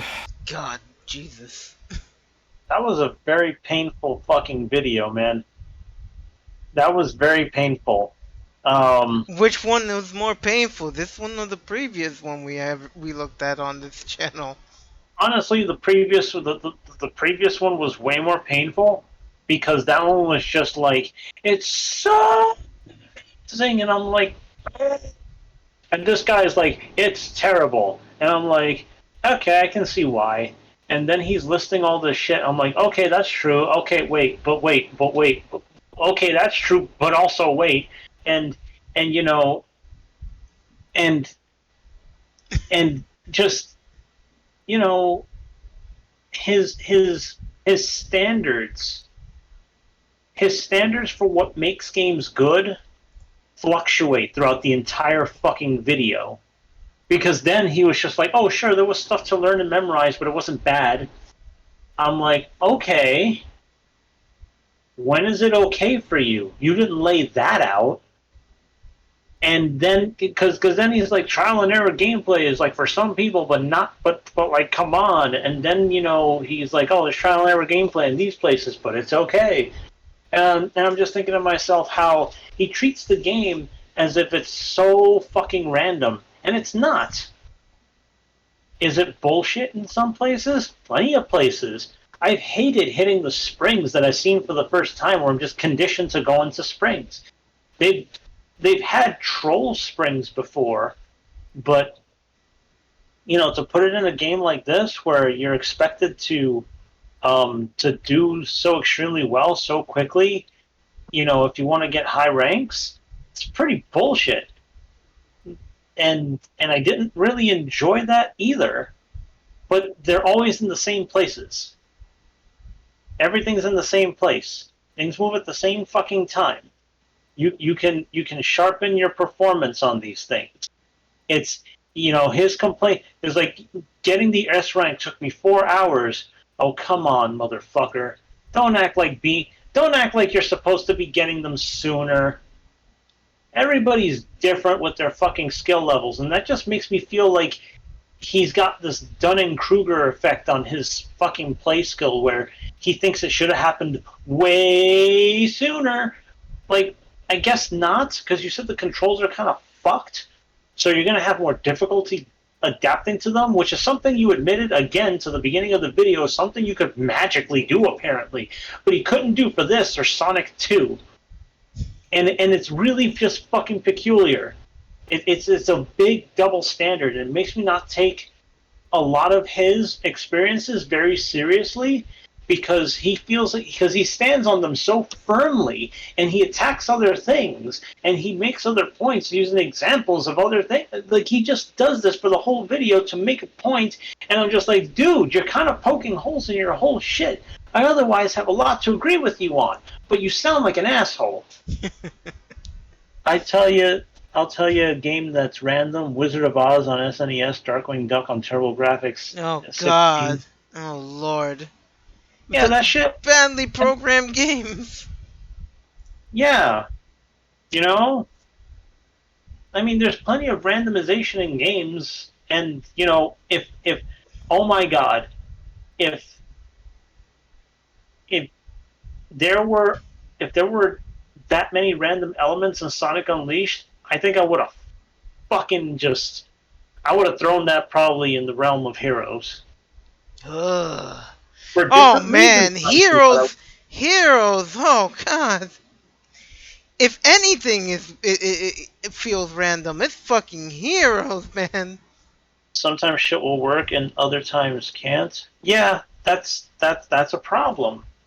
And again, Sonic Unleashed has jank. I know it does. I know the controls are fucking heavy. Everything is heavy about Sonic. He can't fucking really turn. He can't, he has almost no airtime jumping, on top of not even reaching, any decent height. It feels like most platforms about halfway through the game are just high enough for him to jump for his full arc, and that does not feel good. Makes me feel very fucking tense. Can I also say something that was not mentioned in this entire video, but I think was like the worst idea? The level system. The level system was bullshit. They fucking handicap your fucking speed and how long your boost can last, and they handicap your combos, your damage, your life, your everything in that game. And I did not feel the need to consistently go through a level that I find would give you enough experience points to go through all of that and max out my stats for the most amount of speed. In fact, most of that wasn't even necessary for the S ranks, I feel. Yeah, and Z Bark says in this one he shows a lot of times where he just fucks up. the same exact scenario with a different action, not the other way around. Yes, a lot of those mistakes were his own. And I'm pretty sure every game, no, not pretty sure. Let me start over. Every game is immediately one of the worst games you've ever played when you are frustrated. Every single one. I have had really bad times with games I deeply love, and that was on me. Okay? That was on me. I was very frustrated with my Knuckles playthrough. Very frustrated. I still love the game. I can blame myself at times, and I can blame the game at others. Boy, have we recorded the time we could blame the game. But I'm not going to sit here and pretend like the game was random and kind of fucked with me and the camera, and I never see it coming, and I never see it coming, and I never see it coming. Get the fuck out of here, man. He just seems to want to learn some things and not others. And I don't think it's very reductive to say that. Because again, he just conveniently hand waves the same things that the Wii version does. He just seems to like it more. Probably because of the camera angle. You know what? It is kind of nice to see the camera angle tilt a little more. But then there's a problem. Because if you're boosting and you don't have the camera facing either to the side or directly to the back, how are you supposed to gauge your analog controls? Don't you think it's awkward to hold a diagonal direction for an extended period of time in order to progress in a video game? But here's the thing. Those instances, I feel like those dynamic camera angles were only in 2D sections. It was never in 3D sections. And in 2D sections, the only controls you have are left, right, and that's it. It's you don't have to hold in a specific angle. But even then, it's like, come on. But it can be disorienting. For a Sonic game, it's kind of weird, don't you think? I'm not sure. I'm kind of not sure. Because you can't have it both ways. Man, all I think is that all I wish they would do is just adapt Sonic CD's way of, if you're going fast, just pan the camera forward, you know? Yeah, just do that. I can adapt to everything else. Just let me see a little bit ahead of me. In fact, I feel like the fact that, they made a lot of the older games widescreen, like with the mobile ports and whatever, just that extra bit of visibility just prevents so much, It does. It really does. Sonic Unleashed is in that category, if you ask me. Anything, I don't know. They could even zoom out the camera a tiny bit and it would be okay, but, that's one of the few things I can give credit to Sonic CD, and I'd love to see that trait more. Oh, the camera panning forward? Yeah, it's nice that the game does that.